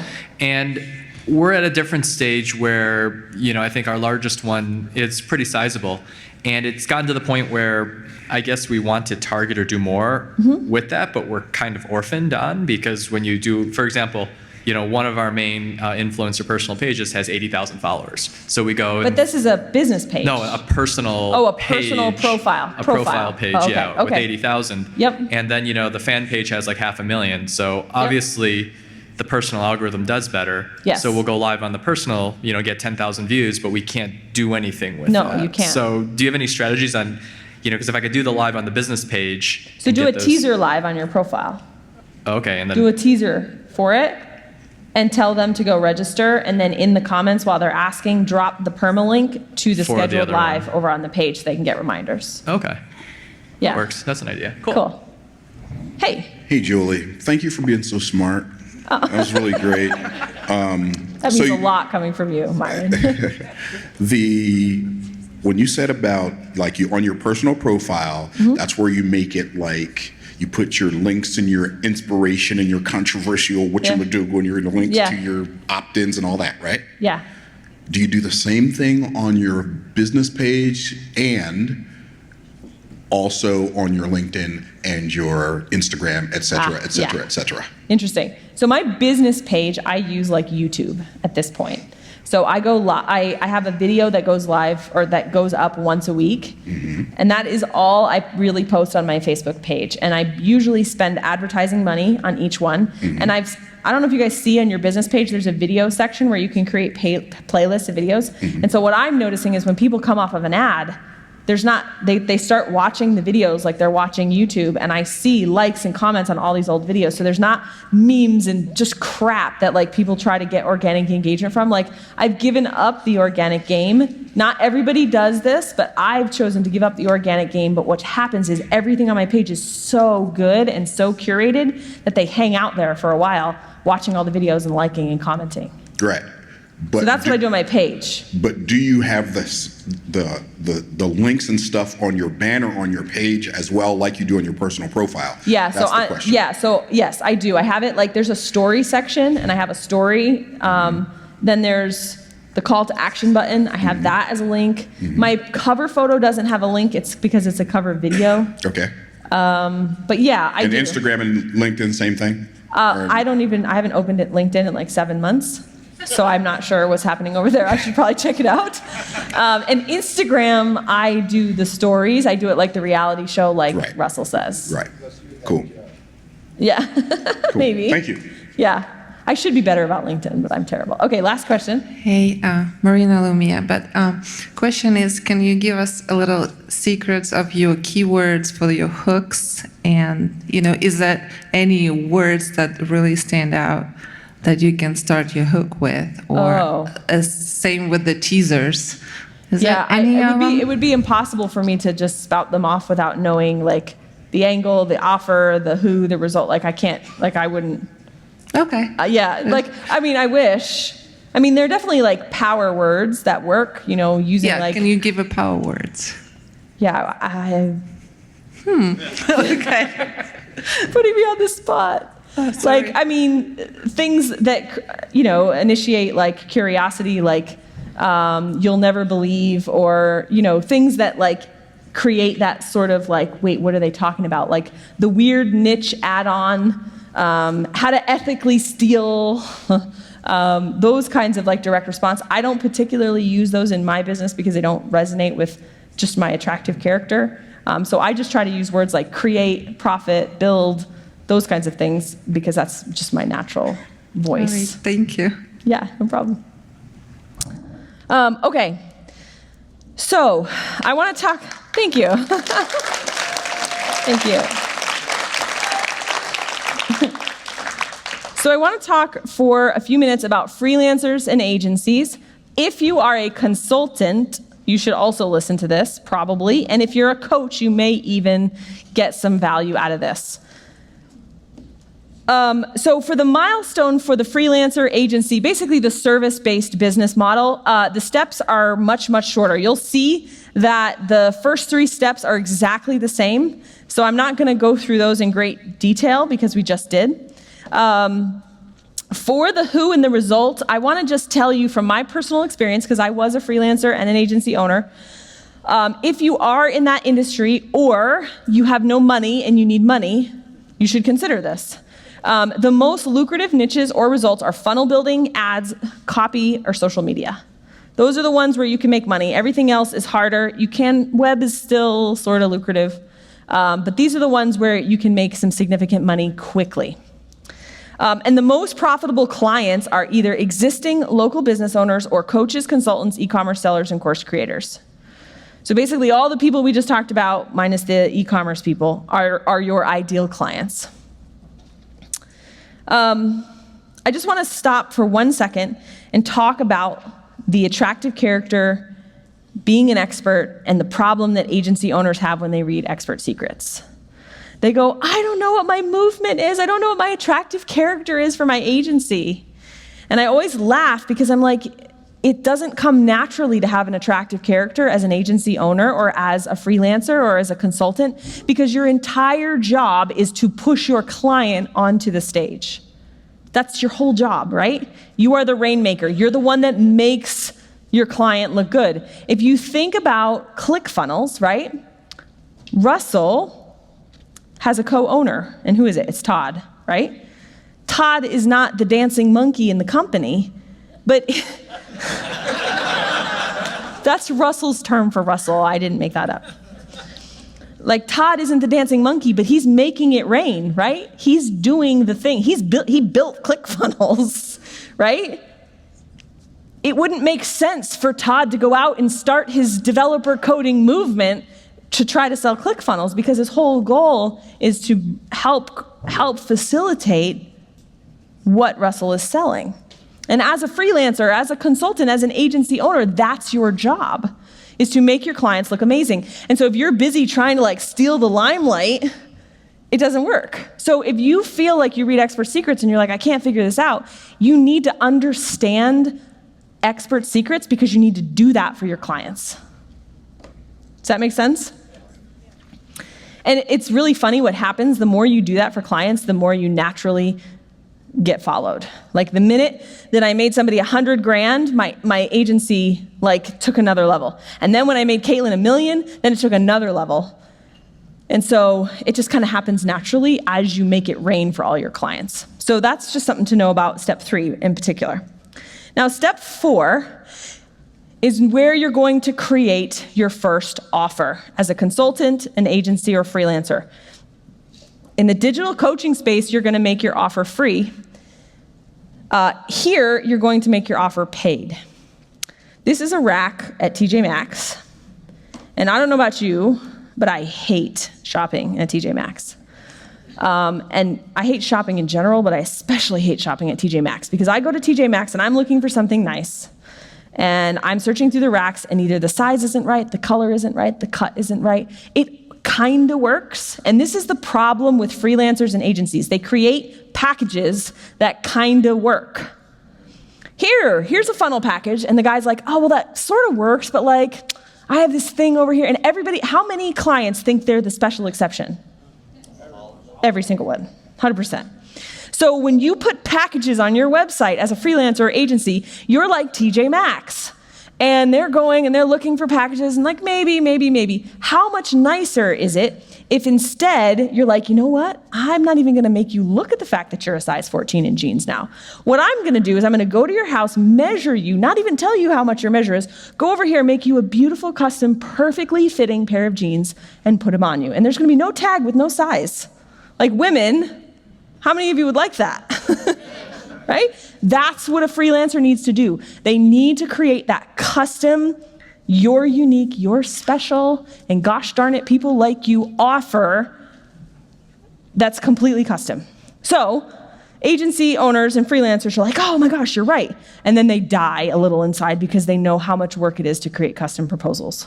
It's like 20 hours of work, right? Sewing a wedding dress is a lot harder than buying off the rack. Okay. So the one offer that every freelancer, agency, consultant should sell is an intensive. You could call it a VIP day, you could call it a strategy, whatever. I call it a business intensive. This one offer solves all your problems, and here's what it does. Number one, if you've ever been on a discovery call as a freelancer, and they say, okay, well, how much is it gonna cost? And you just like die a little inside because you don't want to tell them what it's going to cost. You don't want to look like you're hiding something. You don't want to underprice. You have no idea how much it's actually going to cost, and you don't want to be backed into a corner. Anybody relate to this? Yeah, okay. And then the other thing is, then you think, all right, I know what I'll do. I'll spend 3 hours on the phone so I have all the information so I can quote them accurately, and you've given all your strategy away, right? That's the other thing that happens. So if all you sell is an intensive is a 2-hour strategy call built in 3 phases, and Proposal Secrets, which you guys have access to, goes into this into great detail, so I don't want to like rehash it. But the idea is you get really good at just selling this one thing, this 2-hour business intensive. Okay? It's going to solve the problem of discovery calls that go on too long because there's only one thing you sell. Okay? You will have no trouble giving a price because you will tell them the price. The intensive is $500, $1,000, $1,500, whatever it happens to be. The part about this that's so perfect, and this is in the script in the course, people would ask me, well, I don't know if I need an intensive, I have $1,000 for 2 hours, blah, blah, blah, blah, blah. And I was like, well, hey, do you want me to just throw a number against the wall and give you a proposal? And they're like, well, no. I'm like, okay. So if you want a custom proposal that doesn't have any fluff, that does exactly what you need and nothing that you don't, wouldn't that be a better proposal than just like a number I'm just like pulling out of my butt and throwing at you? Yes. But don't you think that creating a custom proposal is going to take me several hours of really understanding your business so I can make sure that I do exactly what you need to make your next $100,000 to $1 million? Well, why, yes. So the discovery call script in Proposal Secrets will help you. The other thing that it will do is once you've done a business intensive, you have all the information you need to create an amazing proposal, which means everything will be itemized out, which means scope creep, which is the concept of like people asking for more. Scope creep happens because you sold them a TJ Maxx t-shirt and it didn't really fit in the first place. So now they're asking you to tuck it in here and measure it here, and that's why you have scope creep.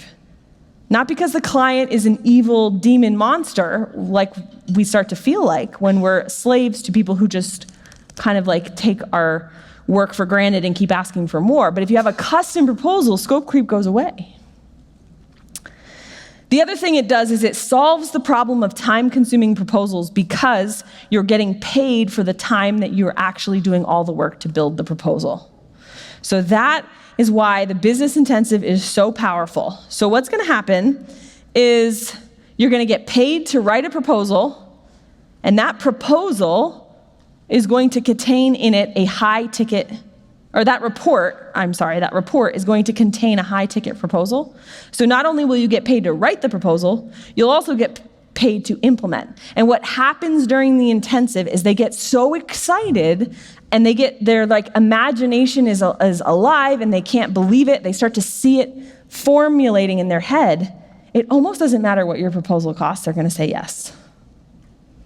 And so you will be able to close proposals that you could never in a million years close on a discovery call. So this happened to me again and again. In fact, I had 100% close rate on my proposals if they did an intensive. Never, ever once. 20, 30. Caitlin's proposal, by the time she was done with me, was like $56,000. Nobody said no.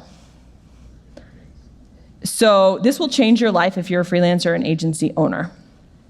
Okay, so what you're gonna do is you're gonna come up with your intensive offer, right? Your 2-hour intensive. And then you're gonna build the funnel for it. And this is all detailed in the Trello cards and in Proposal Secrets. So this is the funnel. It is not complicated, I promise. It's super easy, it just looks complicated. Step 1 is your services page. That's where you're going to write copy about what you do. You're going to ignite their imagination. Go into Proposal Secrets. It'll show you exactly how to do it. What you're going to do is send them with a button to a discovery call. You're going to get on the phone, and while you're on the phone, you're going to close them on the intensive. You're going to create an order form in ClickFunnels, and you're either going to type in the credit card information on the phone, or you're going to send the link to them, depending on how the conversation goes. Then you're going to give them a bunch of questions once they've purchased, and that's going to become the foundation of your research. You're going to do your research, use all those answers. You're going to do the 2-hour intensive, and then you're going to send them a report. And I show you exactly how to do all of it in Proposal Secrets. It'll only take a couple hours to go through the whole entire course. And then you will follow up. You will send them a quote, an invoice, and a contract. And you make money twice in this funnel, once at the intensive level and once at the high-ticket proposal level. I just wrote a chapter in a book that I can't talk about yet.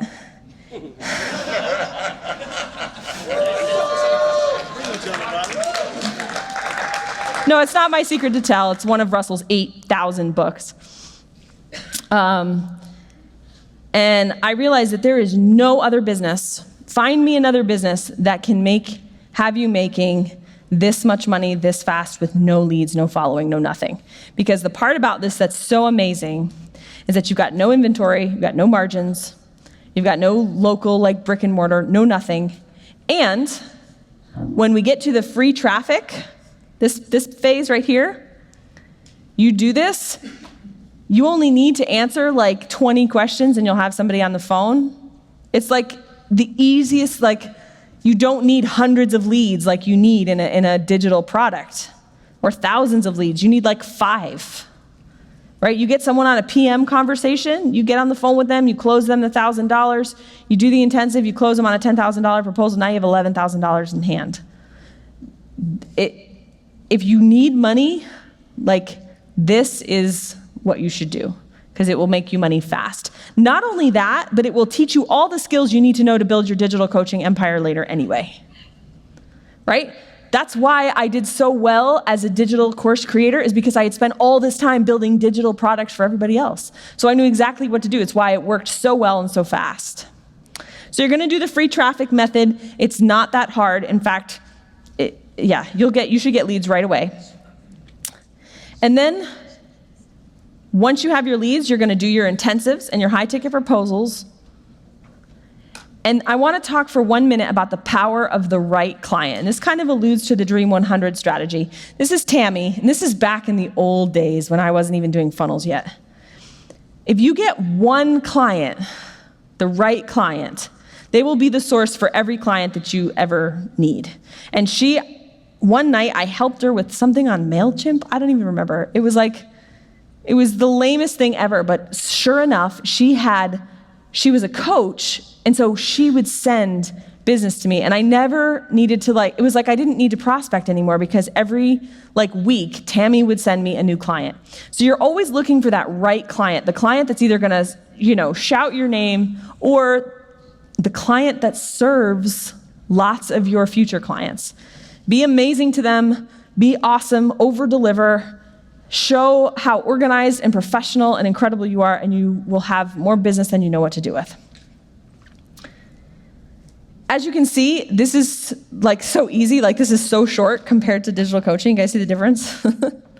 So the funnel audible, what you're gonna do is, this is the primary problem with freelancers and agency owners. Either they can't get leads, they can't close them on the discovery calls, or they can't close them in the follow-up on the discovery calls.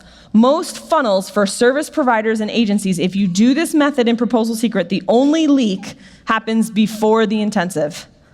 Once you get them on the intensive, you get them to pay for the intensive, everything is usually awesome. And if they don't go for the high-ticket proposal, at least you got paid for all that work you did, right? So you have $1,000 in your hand anyway. If you have no leads, it's because you're not doing the traffic strategy. I can't tell you how many times people have said, I'm not getting any leads. I'm not getting any leads, Julie. I'm like, are you doing what I said on Facebook? Do you have a spreadsheet? Are you monitoring your KPIs? No. I'm like, go do it. Don't come back to me until you've talked to 150 people. Surprisingly, they never come back to me because they're on so many discovery calls. That, I swear to you, that is all you need to do. Poor close rate on the discovery call. Use the discovery call script in Proposal Secrets. It shows you how to create value for the intensive so that they feel like they're paying $1,000 for something really meaty, not just a 2-hour phone call. And if you are not really comfortable pitching on the phone, you may have to follow up with them via email. And if you don't follow up until you get a no, that's usually where the leaks are. That's it. It's super simple with an agency, you guys. The hardest part about agency work is scaling it, building the team, building the process. Like, that's the hardest part. But to get to like $100,000 is super simple in an agency. So you can see here on the milestone, that's it for phase 1 to get to the 1 comma club. You should be able to get to at least $99,999 with this method. At which point you can move over right to 2 comma club and you can just work on using ads for your agency. And most of your time will be spent fulfilling to clients and building out the processes and the team to scale your agency. And that's it. Thank you. Okay. Any questions about that model? Anybody have any questions? It's all right, awesome. No questions? Or yes, you have questions. Okay, sure. So one big thing is you said you have you close them at that $11,000. Yeah. And you said you have cash in hand. Do you do milestones where you say, hey, $3,000 here? Yeah. Okay, so that goes. Yeah, I should have mentioned that. Those big proposals, usually I require, like if it's a $20,000 proposal, $5,000 down, right? That's like the first big chunk. And then usually it's like $7,000 the next one. And basically I make it so that 90% of it's paid off by the time 85% of the work is done. So I don't get screwed. Mm-hmm. Okay, yeah, thanks. It's happened a lot. Yeah. So I'd like to kind of pick your brain. We're not an agency, but we've looked at functioning as an agency, specifically on the Dream 100 side. Sure. What we've noticed is, that you've got lots of influencers out there that have traffic and have engagement, but don't know how to monetize. Right. So, while I was watching your thing, it got me thinking like, hey, maybe we can go to some of these Dream 100 people and, well, instead of trying to sell them, because everyone's selling them stuff, we might just pay them, say, hey, we'll pay you $5,000 a month or whatever. We get access to your page, do all that sort of stuff. Have you thought of using this template or method for that? So it becomes more of like a partnership acquisition model than a sell them stuff type model. But I would imagine it'd be similar, right? Because we're just reproducing them. I think it would be similar. I never did that because I had an agency and I had my course business and I held both of them until one just got so heavy that I had to choose. So I never got there. Yeah. Okay. Cool. But yeah, it totally could work. Yeah, we're looking at some more like horizontal scaling of the brand and things like that, because you've got one attractive character people get with, but some people like different people. And, exactly. You just put different people in the spots. So. For sure. Yeah, absolutely. Hi there. Oh, thanks for the great stuff. So we have an agency and we do really well with clients who already have some kind of following or audience. Yep. And they just want to get into the online space or create an info product. Mm-hmm. So we're really good at launching products, but for clients who don't really have a list yet and they're in those beginning stages, what you just outlined is awesome, but it seems like they need to be really high touch for that. So we found it hard to create like a turnkey solution unless we have a bunch of money to do ads. So for organic free traffic, do you have experience with that, or is that something you do for people? Or? Here's the thing, when people say to me I don't have a lot of money, but I don't have time to do free traffic, I'm just like, it's time or money. There's no other currency that we have.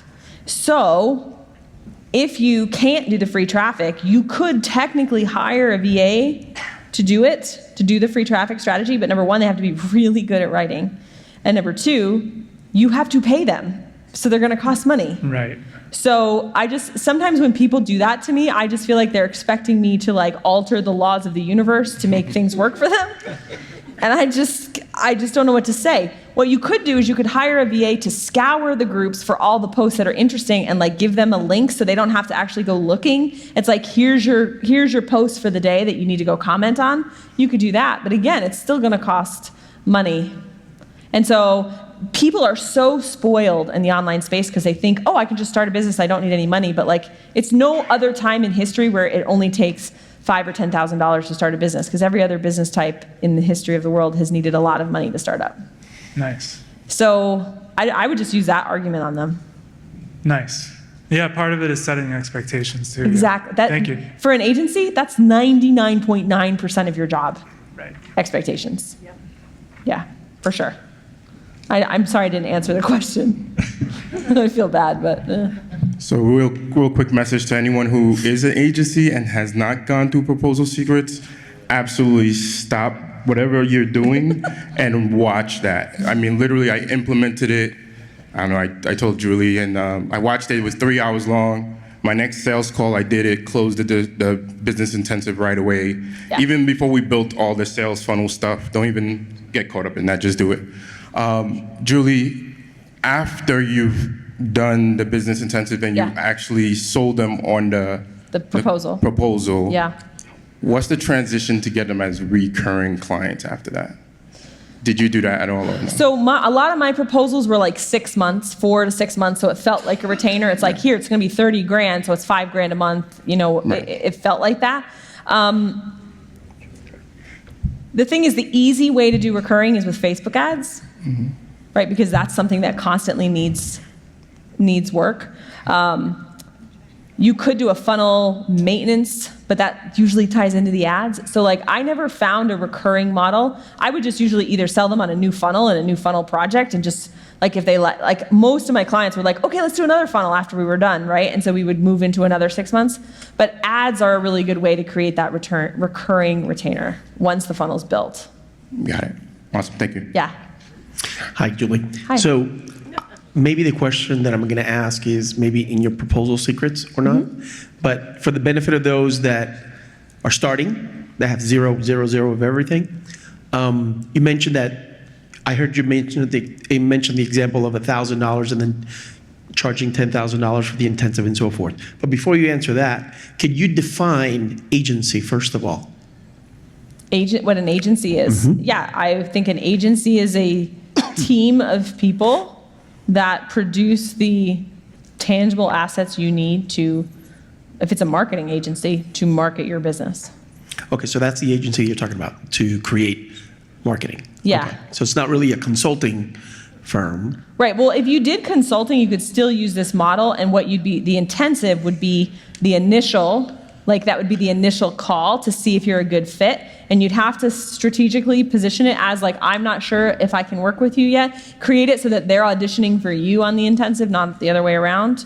And so once you agitate that, like, oh, I hope they choose me, then your actual report would lead into an invoice for ongoing consulting. And if you do it right and you agitate that right in the intensive, they're going to be so excited to pay you $25,000 to have you as a consultant. So is that $1,000 initial? Is that like a retainer fee that you're collecting? So that's to pay for the intensive. That's what I talked about in Proposal Secrets. That's that 2-hour call. You can charge $500 to $2,500 for it. Depends on how comfortable you are selling. And that's that initial strategy call that gives you money for doing the research to see if they're a good fit for you. Got it. Thank you. You're welcome. Hi, Julie. Hi. Sorry, it's hi. Number one, I want to say thank you so much. I did your Proposal Secrets, and I sold 2 intensives this week and 1 more on Friday. So I'm telling you, you need money. Become a funnel builder.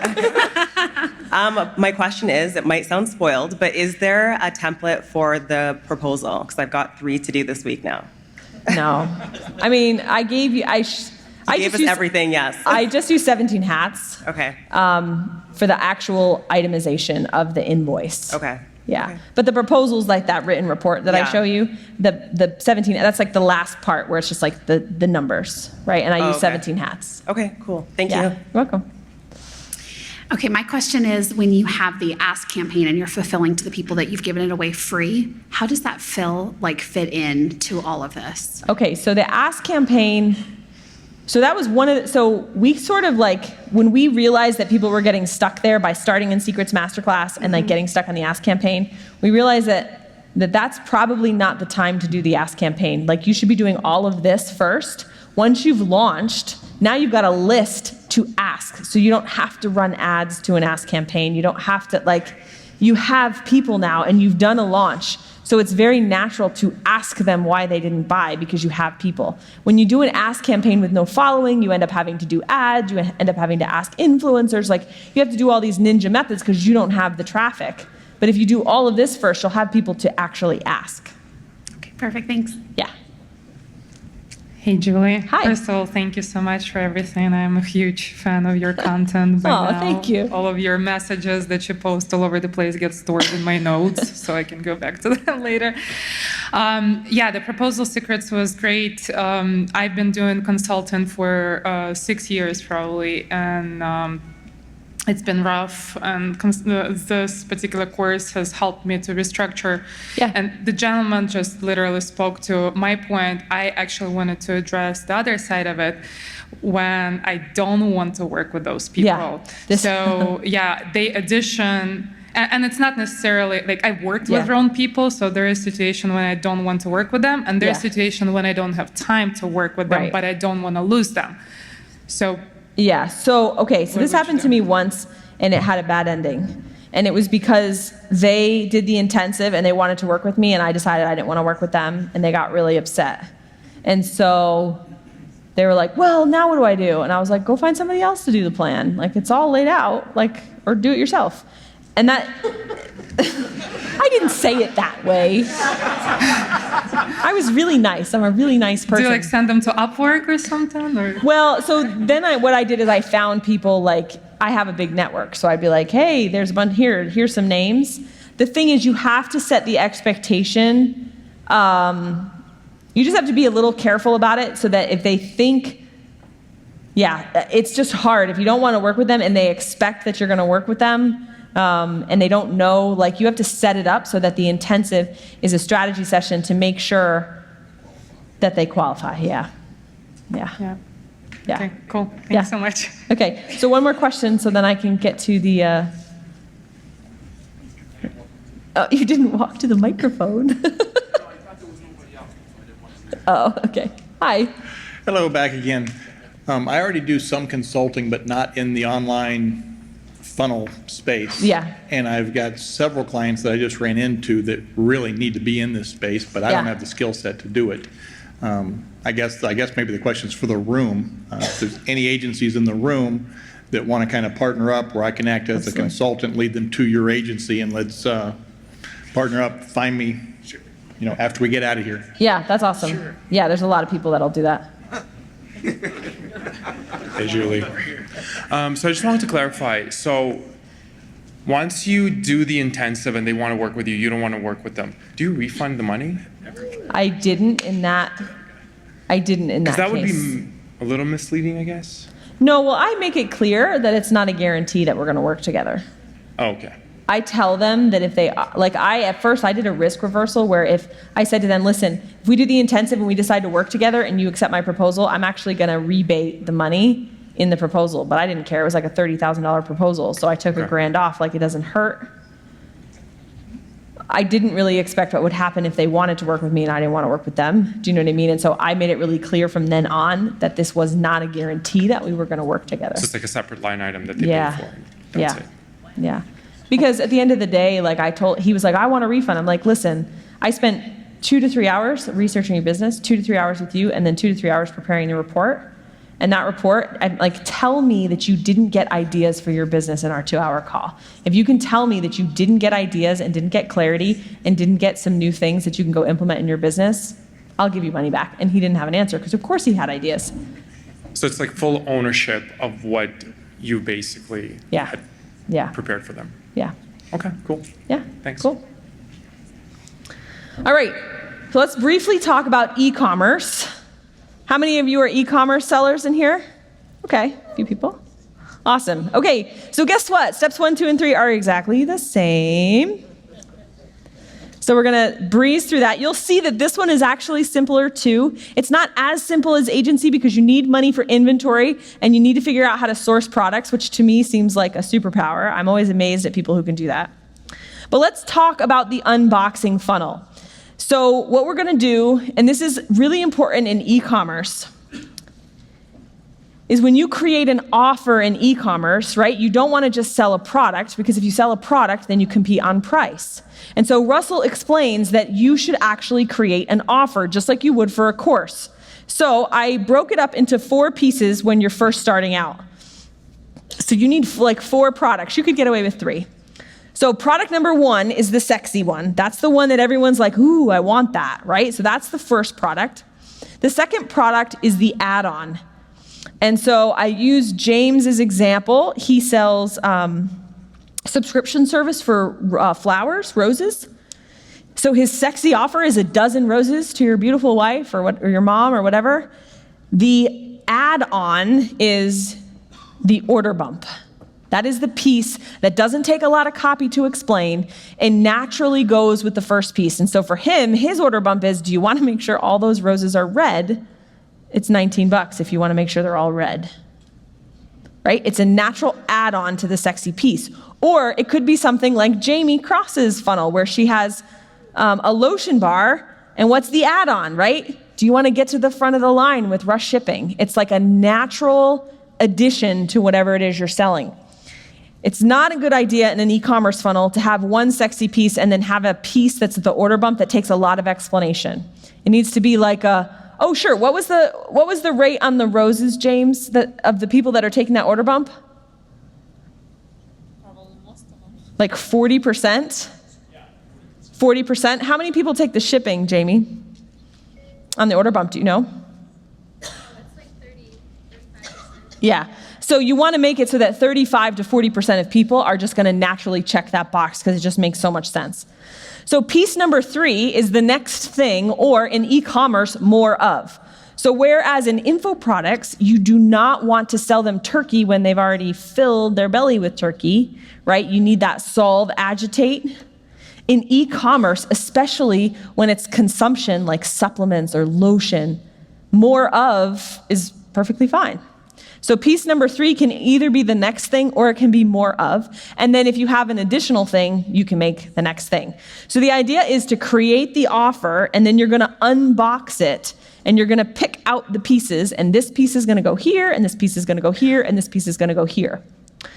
So I wanted to show Dave Lindenbaum. He is in the inner circle. He was also at Funnel Hacking Live. This is his unboxing offer.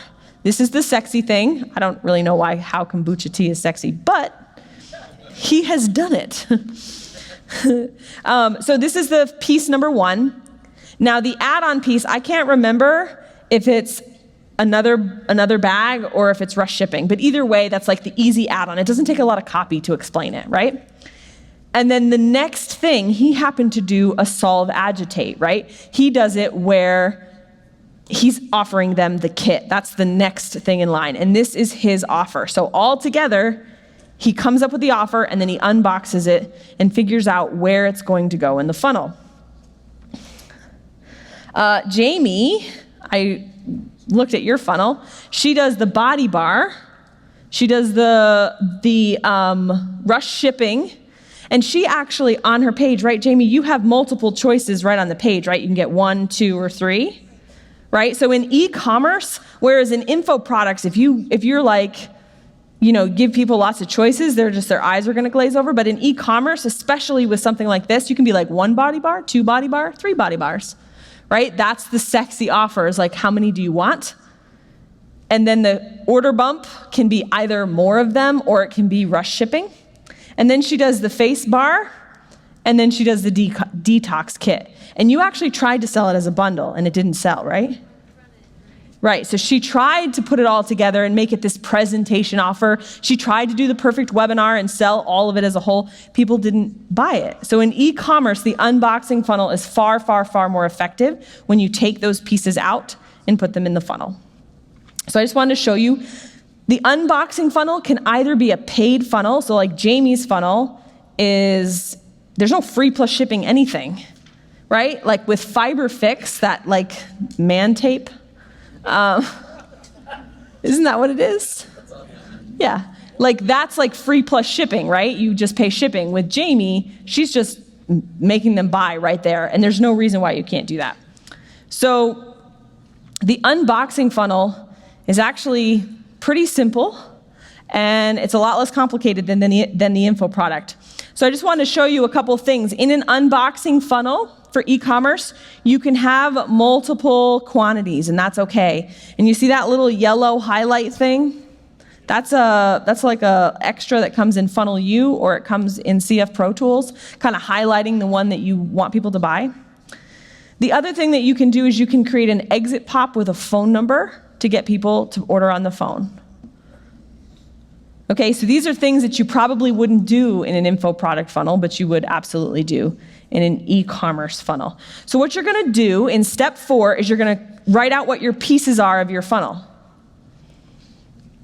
That's all you have to do. What I would say is once you have the pieces, you have to go source them. And I am not the right person to ask who to talk to in China because I have no idea. Maybe you are gonna do a supplement, all that kind of stuff. Like, I'm not necessarily the expert in that, although there's a lot of people in this room that would be able to help you. Cough, cough, Allison Prince. Sorry. But that's what you're gonna do, is you're gonna create your offer, and you're gonna figure out what piece is going to go where. And you're gonna look for the sexy, the add-on, the next thing, and the next thing. And then you're gonna build the simple sales funnel. That's all you have to do. So the who, the result, all of that's the same. You're gonna build the simple funnel. It's an order form, and then it's an OTO, which is a one-time offer. Maybe you have a second one, maybe you don't, and then an order confirmation form.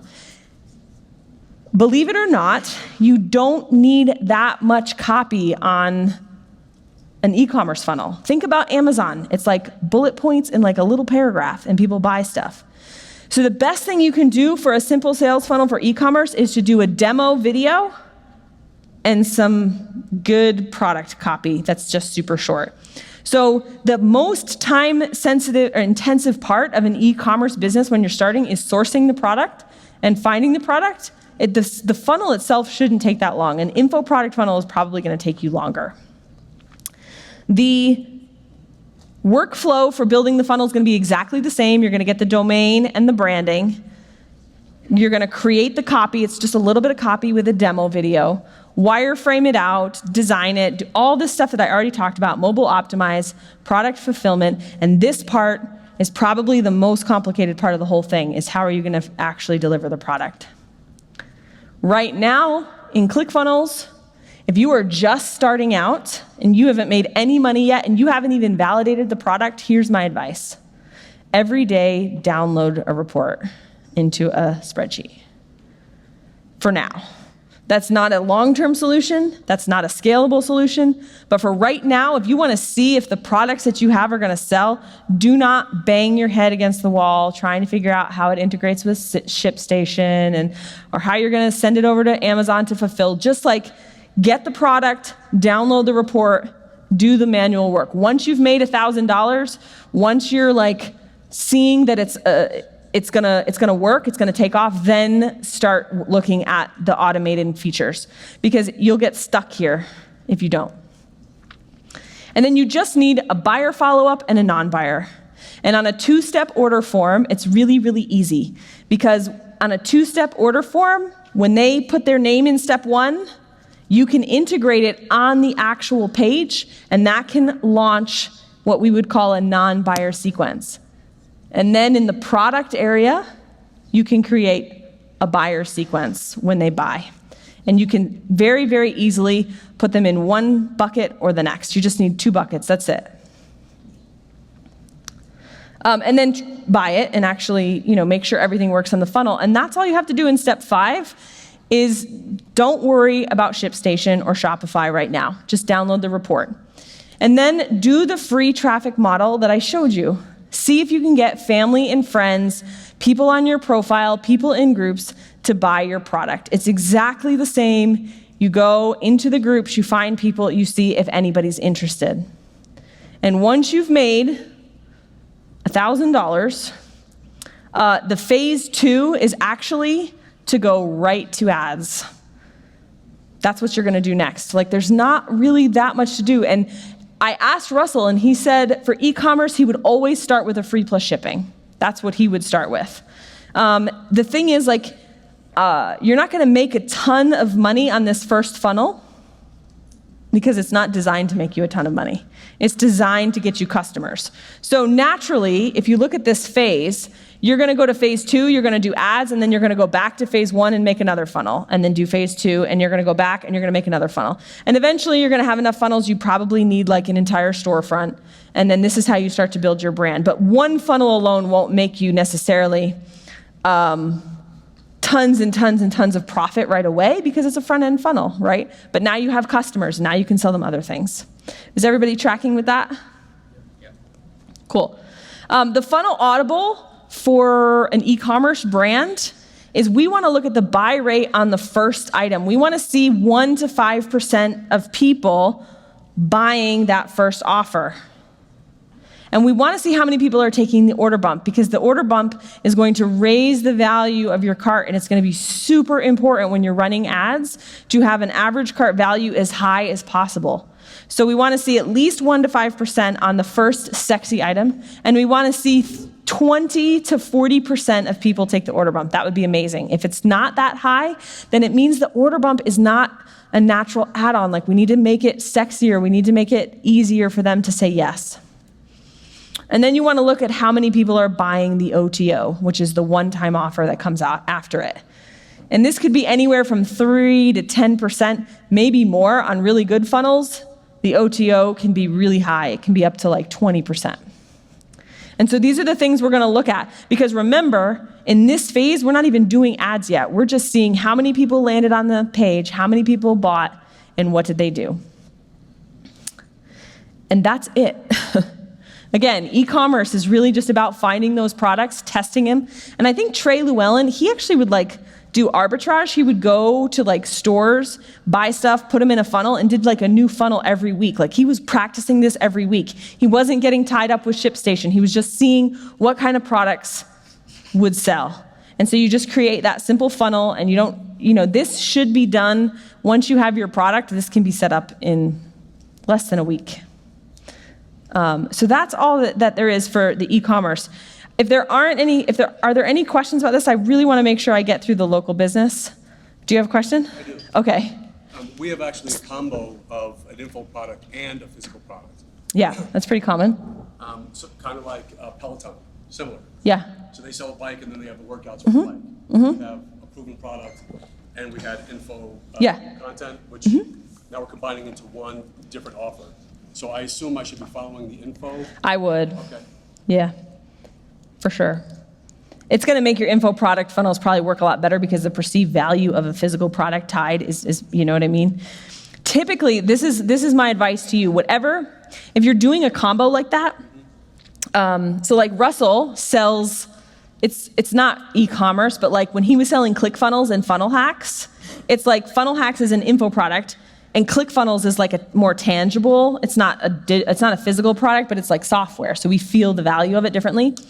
Whatever part is the sexiest, make that free when they buy X. So Russell said that it was like, get 6 months of ClickFunnels free when you buy Funnel Hacks. So whatever is sexier, the physical product or the info product. So for example, if you're selling something on the Instant Pot. I was talking to Yada last night about someone who wants to do stuff on the Instant Pot. If she's going to do an info product, like a recipe book and an Instant Pot, she's going to sell like a recipe with memberships.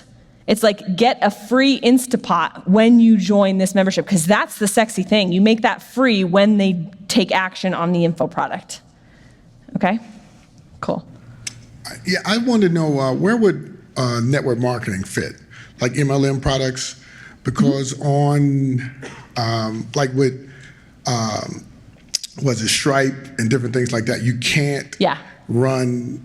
It's the same thing. They'll shut you down if you try to sell a product from a legitimate company. Yeah, so and it's the same with affiliate marketing, right? You're relinquishing the checkout to a different company, right? Like I can sell, like doTERRA oils, they have to check out with doTERRA. I can't sell doTERRA directly. Okay, well, and somebody might know, how can you go around that? Because the company websites Are horrible. Garbage. I didn't want to say that. You said that. I'll say it for you. Yeah, thank you. So how do you go around that to be able to create real, true offers? Because you know you have something that people want, they'll buy it. Yes. But now they go over here and they're completely confused, and you never get to show so you have to follow the info product track and make yourself an attractive character and build offers around network marketing, around the product that you're actually selling. So this is what Russell did. He would join a network marketing company. I haven't done network marketing, but I wrote Network Marketing Secrets, which will come out someday. Can I get that first? Can I get it first? Can I proofread that for you? I did it based on, I ghost wrote it for Russell, and so I listened to all this training. And in one of his trainings, he said that he was in a network marketing company, and he sold more than the company. He got in trouble because he was bundling up his offers. He was creating an offer. And so that's really the info product coaching guru track, where he was creating offers and the network marketing product was a part of it. But it's kind of like what I do with affiliate marketing. I say, okay, if you want to buy ClickFunnels under my link, I'm going to give you all this cool stuff over here. Go buy it over there and bring me your receipt, and then I'll give you access. And I create it like the info product track. Okay, thank you. Sure. Okay, cool. Okay, sorry. That's okay. Quick question. You mentioned that for the upsell, it should be short copy? For the order bump. The OTO is another page, but the order bump is just like you just have a little bit of real estate. OTO, and that's where my question was. Should it be copy or should it be videos? The OTO should be a video. Okay. Yeah. The OTO script in funnel scripts is really good because what you do is you acknowledge what they just bought, and then you show them how you can do the next thing. And video is really, really easy there. Okay, local business. So I have a confession to make. I have no idea why people run local businesses because they seem so hard to me. And so when we were talking about local business, I said to Russell, can't we just tell them to close up shop and start an online business instead? He was like, yeah, well, you could, but then there'd be no restaurants. I was like, yeah, okay, that would suck. Okay, so a lot of you are already in the 1 Comma Club. So this was kind of this funny thing when I was making the milestone for the local business. I was like, if you're a local business owner and you haven't made $1,000 yet, you don't have a roof over your head. So you're kind of in the 1 Comma Club, but maybe you haven't created an online presence yet that's doing what you want it to do. So even if you've made money in your business as a therapist or a salon owner in real life, you want to do it online. So that's kind of what 1 Comma Club means. But these are the 3 things that local business owners will want to be doing. They'll either just want to get more leads, they'll want to make their local business national. Like I had a therapist who came to me and said, I want to not just do therapy in California, I want to do online, right? He wanted to take his local business national. Or maybe you just want to beat the competition in your local market by creating bundled offers that nobody else is doing. So in that case, maybe you want to expand with info products. Like if you're a landscaper, let's say, I'm totally making this up and I don't know if there's any precedent for this, but if you're a landscaper and you want to start like doing do-it-yourself like gardening classes online, right? You want to make that as, if you're a client, right, and they come and do your weeding or whatever, they offer you these classes on top of it, right? It's like an info product that like makes them better than True Green and all the, like franchise local businesses. Those are one of the 3 reasons that you would probably be here. Is there any reasons I haven't thought of if you're a local business that you would be here? Because I feel like this pretty much covers it.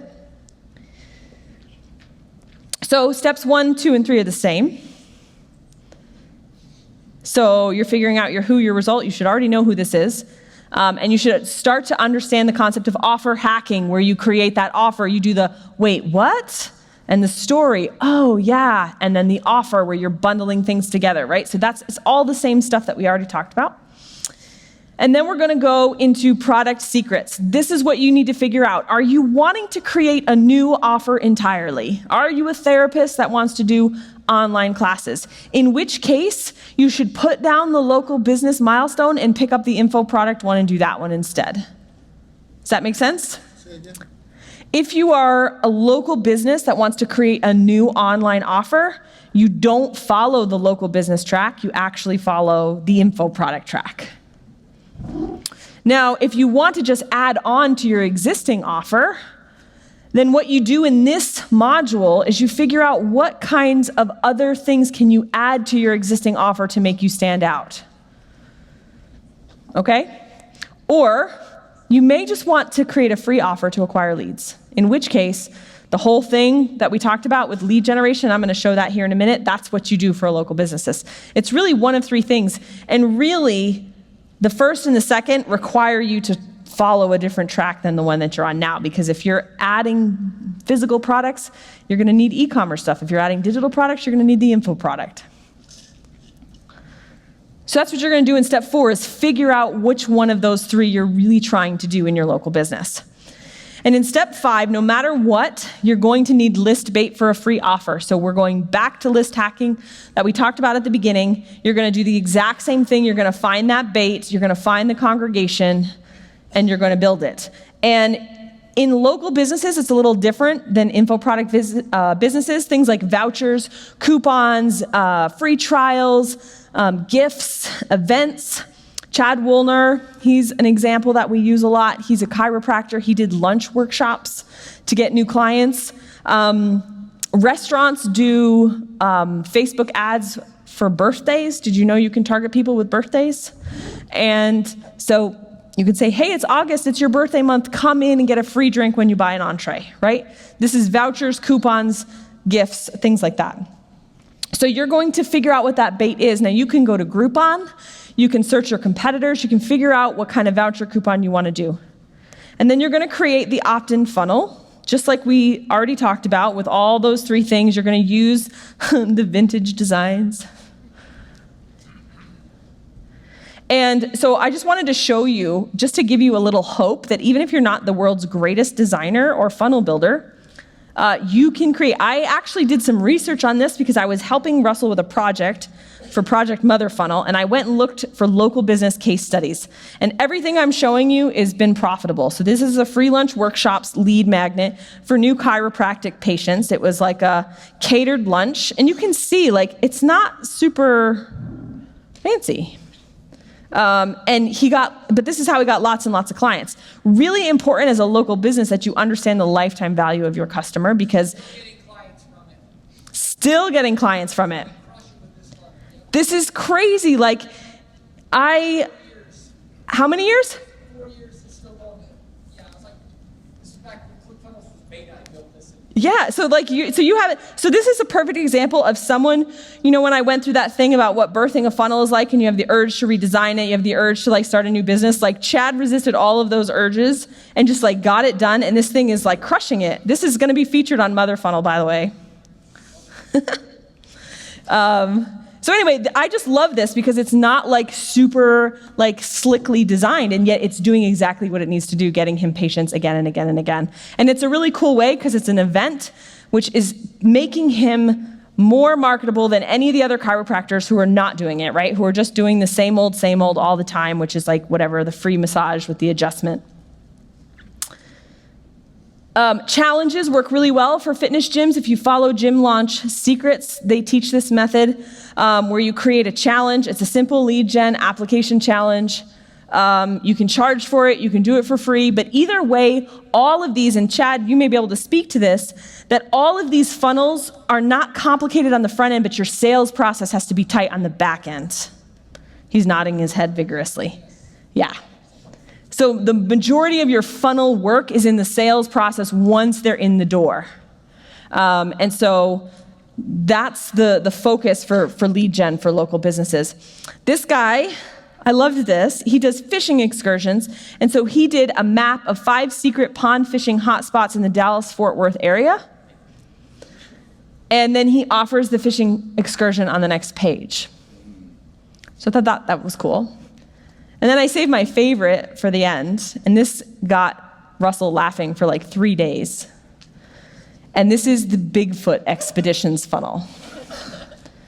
So when he put a call out for local businesses, so if this doesn't make you feel silly for not getting your lead gen funnel, I don't know what will, because Bigfoot isn't even real. This guy built this really ugly funnel, and he's made something like $18,000 on Bigfoot expeditions. But notice he has all the features, even though it's so ugly. It's like, warning, my dirty little Bigfoot secret that I couldn't confess to my family. Super curious. You're like, wait, what? Right? And then, how did you hear about us? It's like the secret thing. And then you get to the second page, which looks nothing like the first page. And it says, 7 proven weird Bigfoot experiments that really work. You download it, and then it's like, see if you qualify for a live Bigfoot hunt.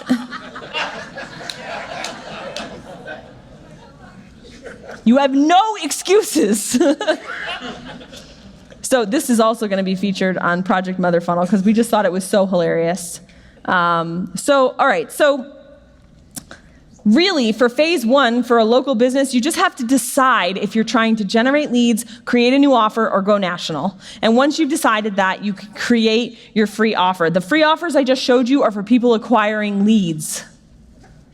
If you are going to go national or create an info product, stop what you're doing, crumple this piece of paper up, and go to the digital product and info coaching and do what me and Russell secretly want you to do, which is close down your local business and open an online one instead. And then you can do free traffic. Now, free traffic works a little bit different. You have to find local Facebook groups, which is super annoying, but you can find them. And then you have to max out your 5,000 friends using local contacts as much as possible. So the free traffic is tricky. Eventually, you're going to need paid ads. I'm just going to tell you right now, like, it's hard to do the free traffic strategy when you're limited to a geographic area because some areas have really active Facebook groups with local people and others do not. So just know that about step 7. And then you're really going to move right to ads if you're just acquiring leads. So that's really it for the local business. And you're going to go right to John Parks unless you've switched tracks and gone into the info product track. So with all 4 of these businesses, this is the step-by-step to creating a product, creating an offer, validating it with the market, getting your first posse of people that you can test it with, fulfilling it to buyers, at which point, once you have your first $1, $10, $20, $30,000, you're going to move into Secrets Masterclass. And what we realized, which was so crazy when we had this realization, that nothing in this is really that linear. Like, because Secrets Masterclass is like, now you're going to go back to offer hacking, and now you're just going to go at it at a deeper level. And then again, you're going to go at it at a deeper level. And it's more like this online business thing works like a tornado, not like a straight line. So once you get to the 1 Comma Club, you might find yourself doing some of the offer hacking again, and you're like, wait, I thought I already did this. You probably did, but now you're doing it at like 201. It's like accounting 101, accounting 201, accounting 301. So that was the big error that we saw in the logical process of 2CCX, which is why we sat in a room for 6 hours and completely built this entire system, because we realized that it had to be in that different model. So that's what I got. And I told, thanks. Thank you. Thank you, guys. Thank you. Okay, I think we're out of time. So if there are any last questions about this, tomorrow afternoon, Brent, we're doing breakout sessions, right? Yes, we are. So there'll be lots more time to ask questions. Yes. Is she not freaking amazing? like here's gold nuggets. Like, freaking catch these gold nuggets because they're incredible.